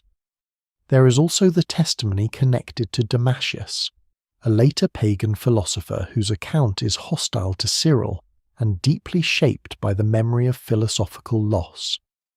Damasius' version strengthens the image of Cyril as jealous of Hypatia's influence and disturbed by the admiration she receives. His perspective matters because it preserves how the pagan philosophical tradition remembered the event not merely as a crime, but as an attack on the dignity of philosophy itself. Yet Damasius also writes with his own commitments. He is not a neutral recorder.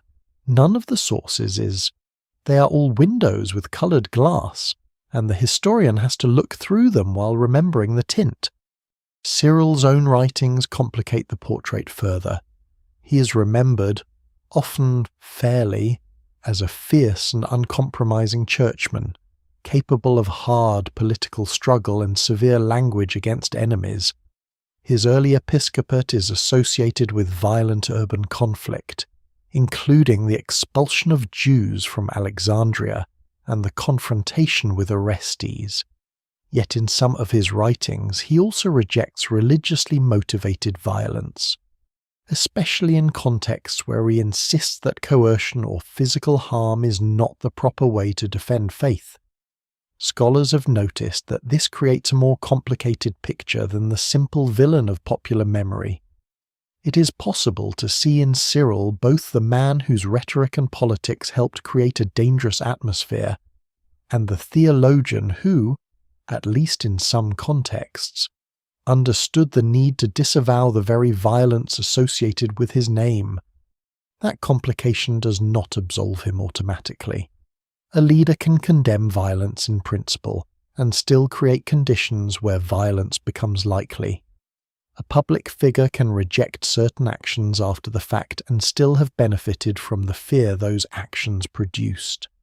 A bishop can preach spiritual truth while presiding over networks that act with worldly aggression. Human beings do not always form neat moral categories, and powerful human beings rarely do.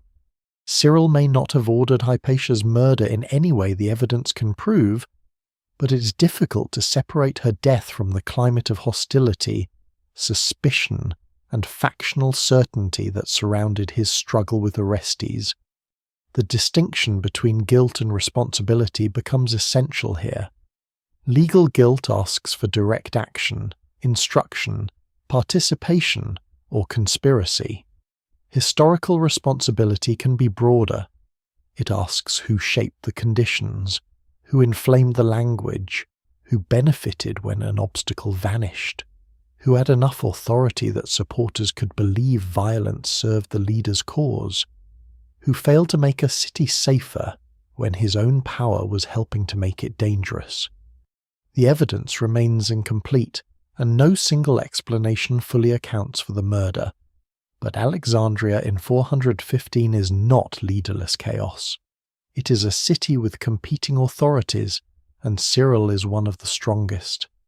His conflict with Orestes gives Hypatia's death its political edge. If she had been merely a private scholar, admired by students but detached from civic life, she might never have become a target. She becomes dangerous in the public imagination because she is believed to influence the prefect. To attack her is, indirectly, to attack the social and intellectual world that supports Orestes' resistance to Cyril. Whether Cyril desired that outcome cannot be proven with certainty. But after her death, the balance of fear shifts. Orestes' circle has been struck. The philosopher who symbolized elite independence is gone. The bishop's position in Alexandria does not collapse under the scandal. If anything, his power survives and later grows in wider ecclesiastical struggles. This survival is one reason later memory has been so unforgiving. A powerless fanatic is one kind of figure. A powerful bishop whose early career is marked by unrest, and whose opponents die or disappear from the scene, becomes something more troubling. Yet historical fairness requires resisting the opposite temptation as well. Cyril is not simply a cartoon of hatred, he is a major theologian, a formidable thinker, a central figure in the doctrinal battles of the 5th century, and a man whose writings shaped Christian tradition for centuries. The same person can be intellectually brilliant, spiritually serious, politically ruthless, and morally compromised by the violence of his environment. Late antiquity offers many such figures. It does not arrange them for comfort.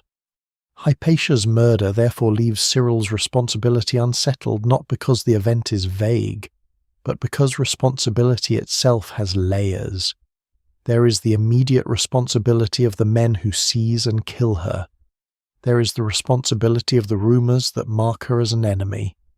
There is the responsibility of a civic order that fails to protect her. There is the responsibility of a political conflict in which her name becomes useful. And there is the responsibility of religious leadership in a city where sacred language can harden ordinary rivalry into righteous certainty. Cyril stands within those layers, not outside them. The tragedy is that no later clarification can restore the life lost inside the uncertainty. A direct order would make the moral picture sharper, but its absence does not make the atmosphere innocent. A later renunciation of violence may reveal a man capable of reflection, or a churchman trying to distinguish doctrine from disorder, perhaps even responding to the horror that had occurred under the shadow of his authority. But Hypatia remains dead, and Alexandria remains changed by the fact that such a death could happen there. The debate over Cyril does not weaken the story. It deepens it. It shows that the fall of an ancient city is not always the collapse of walls. Sometimes it is the slow failure of responsibility, passed from leader to crowd, from rumor to action, until everyone can claim that someone else truly caused the blow.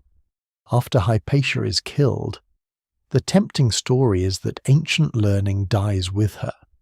The image is powerful because it feels complete. A philosopher falls, a city darkens, and the long brilliance of Alexandria seems to vanish into the noise of the crowd. But history rarely grants such clean endings, and in this case the clean ending is not true. Hypatia's death is a catastrophe, a moral wound.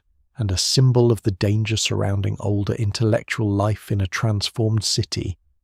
Yet mathematics does not end in 415. Philosophy does not disappear from Alexandria.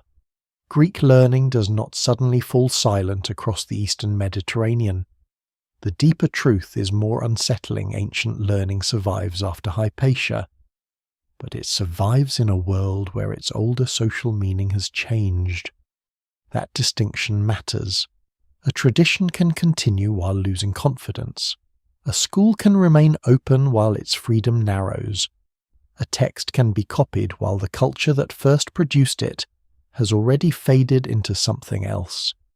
Hypatia's death does not close every classroom, but it reveals that the old prestige of philosophical life can no longer protect even one of its most admired representatives.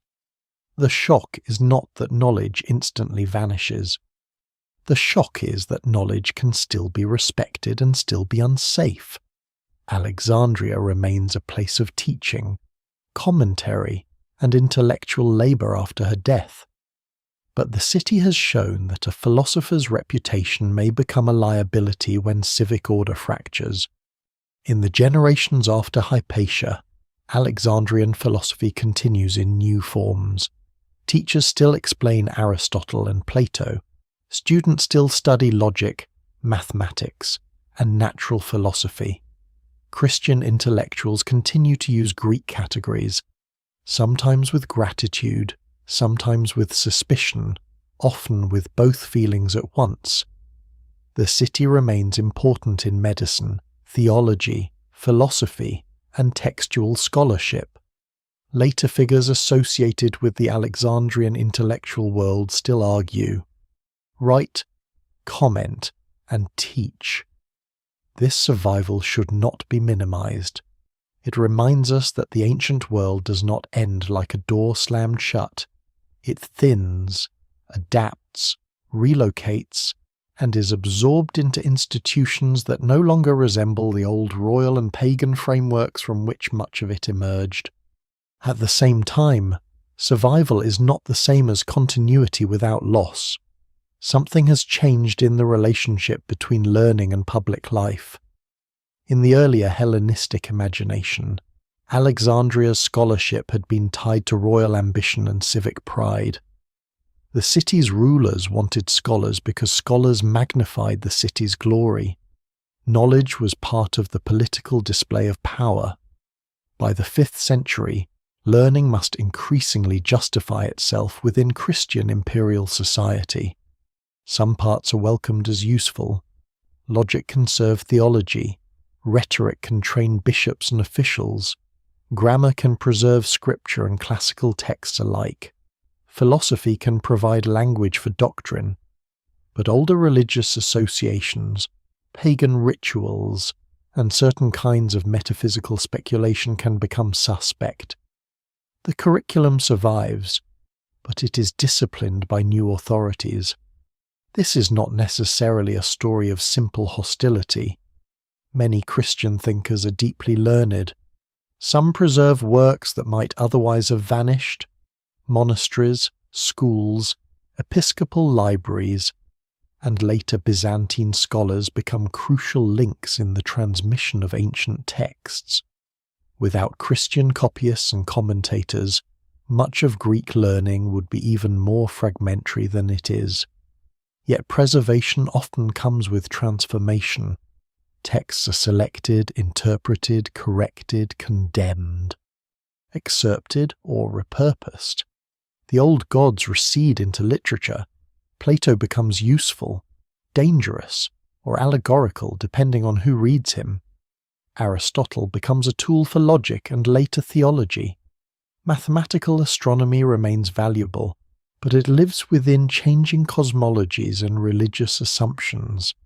The past is not simply saved, it is translated into a new world. Hypatia stands at the painful edge of that translation.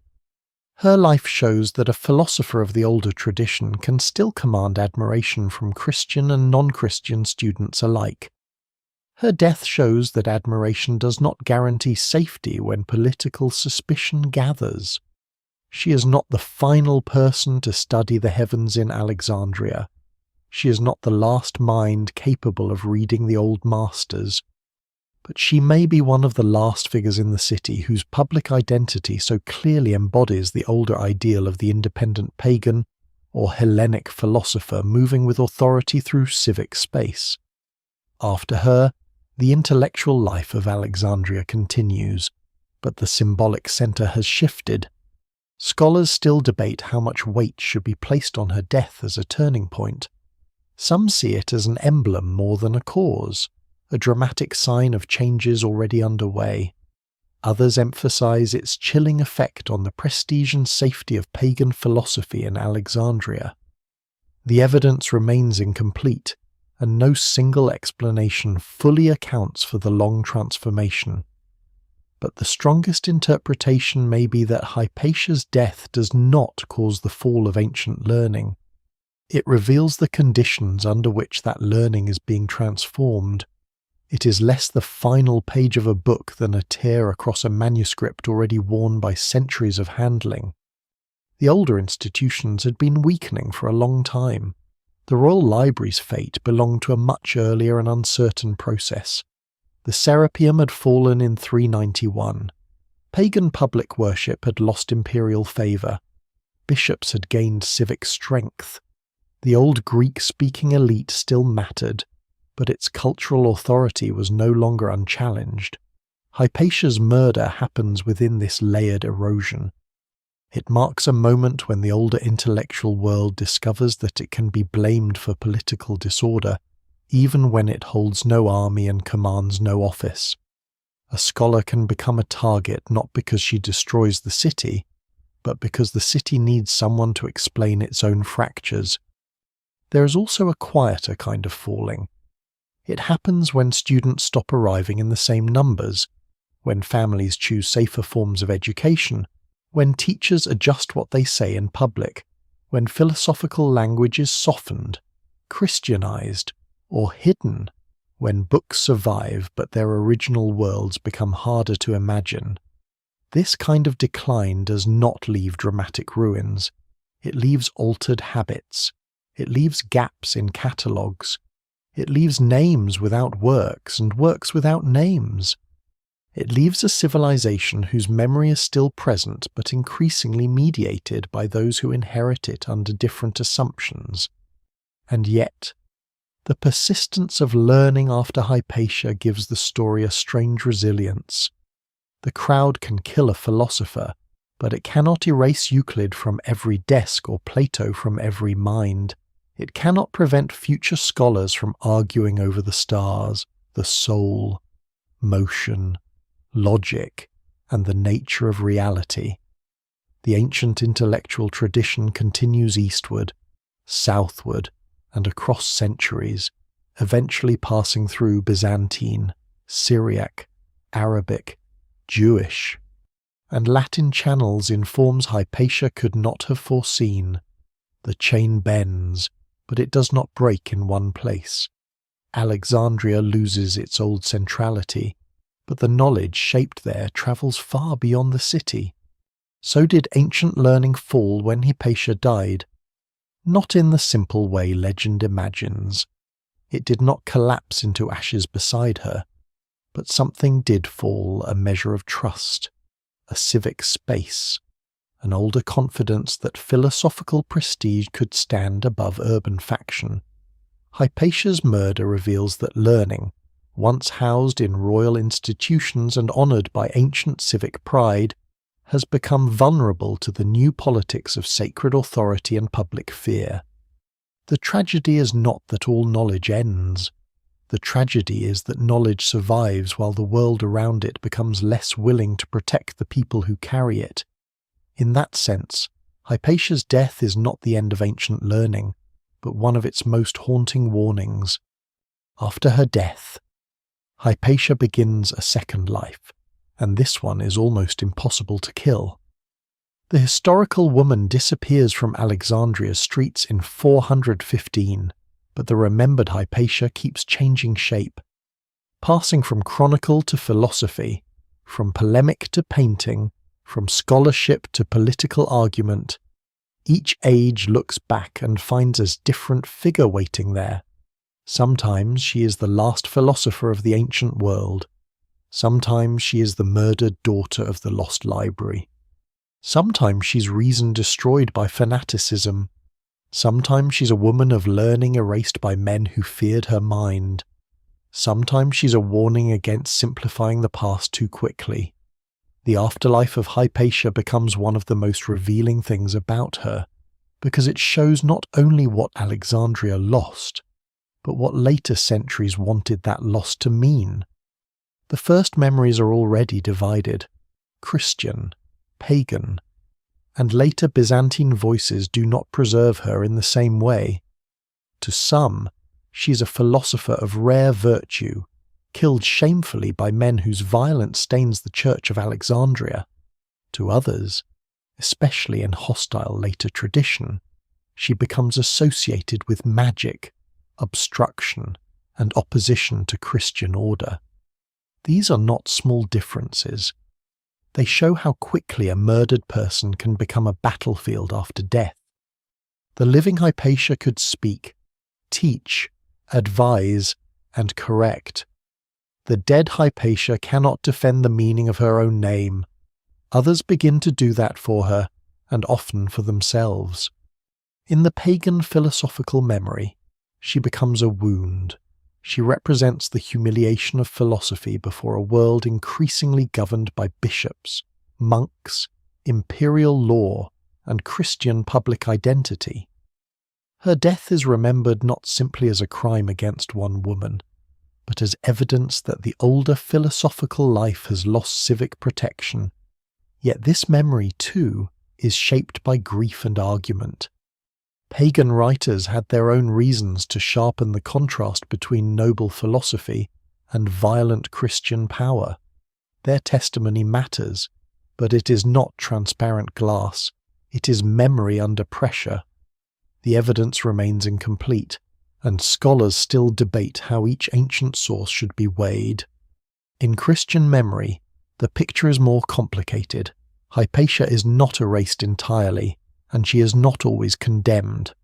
Some Christian writers preserve admiration for her learning and shame at her death. This matters because it resists the easy modern story that all Christians celebrated her murder. They did not. The late ancient Christian world is diverse, argumentative, and often capable of criticizing its own excesses. Yet the fact that another Christian tradition could remember her as dangerous also matters. It shows how religious identity can produce opposing memories of the same person, one mourning violence as a disgrace, another explaining violence as victory over a threat. Hypatia's afterlife begins, therefore, not as a single legend, but as an argument inside history. Centuries later, in the Enlightenment and early modern imagination, Hypatia becomes useful in a new way. Writers suspicious of church power find in her story a perfect emblem, a brilliant philosopher destroyed by religious fanaticism in the ruins of ancient learning. The image is emotionally powerful and not entirely invented, but it is often simplified. It tends to compress Alexandria's long transformation into one dramatic collision between reason and faith. It forgets that Christian scholars also preserved classical texts. It forgets that Hypatia's own philosophy is spiritual, not modern secular science. It forgets that her death happens long after the older library's decline and after the Serapeum's destruction. But the simplified image endures because it gives modern arguments an ancient martyr. The 19th century makes her even more visual. Artists and novelists turn her into a figure of tragic beauty, often younger, more delicate, and more dramatically isolated than the evidence allows. She becomes marble-skinned, robed in symbolic purity, placed against dark crowds and collapsing temples. These images say as much about the age that created them as they do about late antique Alexandria. Victorian and Romantic imaginations loved the fall of civilizations. the last pagan, the noble woman doomed by history, the body made into a metaphor for culture itself. Hypatia becomes Alexandria personified, and in that transformation her mathematics often fades. The teacher of geometry and philosophy becomes the beautiful victim of an age. Modern feminist memory recovers another part of her power. Hypatia becomes one of the most famous women in the history of science and philosophy, a reminder that women were present in intellectual life even when the records preserve them poorly. This recovery is important. It pushes against the long habit of treating ancient scholarship as an almost entirely male inheritance. Hypatia's example shows that a woman could become an acknowledged teacher of advanced subjects, respected by elite men and remembered across centuries. Yet even here, caution remains necessary. To honour her properly is not to turn her into a modern academic in ancient clothing. She does not live inside a university, does not write as a modern scientist, and does not separate mathematics from metaphysics the way later disciplines often do. Her greatness belongs to her own world. Modern historians, meanwhile, have tried to pull Hypatia back from both romantic worship and polemical use. They ask harder questions. What did she actually teach? What can be known about her writings? How reliable are the sources? How did her school function? What was her relationship with Orestes? How responsible was Cyril? What did the destruction of the Serapeum mean? And what did it not mean? These questions do not make the story less moving. They make it more honest. The real Hypatia does not need a burning great library behind her to matter. She matters because she stands at the intersection of gender, learning, civic authority, religious transformation, and urban violence in one of the great cities of the ancient world.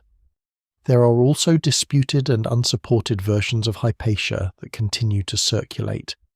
Some portray her as the last librarian of Alexandria, though this rests on confusion rather than evidence. Some imagine her as the final keeper of the lost scientific secrets, as if her death locked away a hidden modernity waiting inside antiquity. Some turn her into a purely anti-Christian symbol, erasing the Christian students and writers who complicate the story. Others try to minimize her importance so much that her murder becomes almost incidental, just another riot in a violent city. Each distortion reveals a desire to make the past cleaner, sharper, more useful, less troubling. But Hypatia resists all of them. Her afterlife endures because she's both specific and symbolic. She's specific enough to have a name, a city, a father, students, a philosophical identity, a date of death, and a political setting. She's symbolic enough to carry much larger anxieties: the loss of books, the vulnerability of women's intellect, the danger of mobs, the power of rumour, the transformation of religion into civic force, the fragility of tolerance in a city that once prided itself on knowledge. Few historical figures can hold so many meanings without disappearing beneath them. Hypatia almost does. Yet each time the legend grows too smooth, the historical record pulls her back into complexity. That complexity is the most valuable part of her memory. She's not only a martyr of reason, though reason is part of her story. She's not only a victim of Christianity, though Christian factional violence surrounds her death. She's not only a feminist icon, though her authority as a woman scholar remains extraordinary. She's not only the last light of Alexandria, though later generations have seen her that way for understandable reasons. She is a late ancient philosopher caught in a city where every form of authority is being renegotiated. Her many afterlives are mirrors, and the face reflected in them changes with the viewer. The challenge is to look long enough to see the woman behind the mirrors, still distant, still incomplete, still refusing to become simple. In the end, Alexandria's story cannot be reduced to a library burning, a temple falling, or a philosopher dying. Each of those images is powerful, but each is only one surface of a much deeper change. The city that receives Hypatia is already ancient by the time she becomes famous. It has already passed through the ambition of Alexander, the brilliance of the Ptolemies, the control of Rome, the wounds of civil war, the uncertain decline of the royal library, the destruction of the Serapeum, the rise of imperial Christianity, and the growing authority of bishops who now stand as civic powers in their own right. Hypatia does not appear at the beginning of Alexandria's greatness, and she does not cause its end. She appears in the difficult middle, where the old world is still alive enough to speak and the new world is strong enough to demand obedience. That is why she remains so haunting. She's not a ghost from a vanished paradise, guarding shelves of untouched scrolls beneath marble light. She's a working scholar in a city after loss, a teacher whose authority comes from discipline rather than office, from intellect rather than armies, from students rather than temples. The great library's fate belongs to a long, uncertain story reaching back centuries before her death. The Serapeum's destruction in 391 belongs to the generation before the final crisis, a rupture that shows how sacred architecture and public memory can be broken under the pressure of religious change. Hypatia's murder in 415 belongs to another layer, the struggle between Cyril and Orestes, the power of rumour, the vulnerability of a woman philosopher associated with civic influence, and the capacity of urban violence to turn a living person into a target. To merge these events into one scene is dramatic, but it loses the truth of how civilizations usually transform. They do not always die in one fire. Often they are remade by many hands, over many years, until the people living inside the change can no longer agree on what has been lost. The old Alexandria had once imagined knowledge as something that could be gathered into one place. Scrolls from ships, texts from distant peoples, commentaries, calculations, poems, medical treatises, histories, maps, and astronomical models could be collected under royal protection. By Hypatia's lifetime, that dream has been scattered, but not erased. It survives in teachers, in copied manuscripts, in private libraries, in habits of explanation, in diagrams traced again for another generation. Hypatia belongs to this scattered survival. She represents the afterlife of the library more than the library itself, not the building, but the trained mind, not the royal archive, but the disciplined act of preserving order against forgetfulness. Her school becomes one of the last bright rooms of that older civic confidence. Students come to her because Alexandria still means something. It still promises access to a tradition that can measure the heavens, clarify the mind, and connect human reasoning to cosmic order. Yet the school also stands inside a city where intellectual prestige no longer guarantees safety. The bishop's authority has grown. The prefect's authority is contested. Crowds can become instruments of theology, politics, fear, and pride. A philosopher's independence, once admired as moral strength, can be reinterpreted as resistance. Her influence, once a mark of wisdom, can be recast as hidden manipulation. The same reputation that makes Hypatia powerful makes her vulnerable. What really disappears around her is not simply a set of books. It is a civic atmosphere in which certain kinds of learning can stand publicly without being drawn so quickly into factional suspicion. It is the older confidence that philosophy can advise power while remaining above the dirt of power. It is the security of a Greek-speaking elite that once assumed its education gave it cultural command. It is the public safety of traditional intellectual identities in a city now organized by new religious and political forces. Some of those forces preserve knowledge, some transform it, some fear it, some use it. Late antiquity is not an empty darkness. It is a world of translation, adaptation, conflict, and narrowing possibilities. Hypatia's death does not end Alexandria's mind. That must be said clearly. Scholars continue to teach. Christian thinkers continue to borrow from, argue with, and preserve Greek philosophy. Mathematics and astronomy continue their long journeys through Byzantine, Syriac, Arabic, Jewish, and Latin traditions. The chain of knowledge bends across languages and empires, but Hypatia's death marks a wound in the civic body that carried that chain. It shows that a city can still possess learning while failing to protect the learned.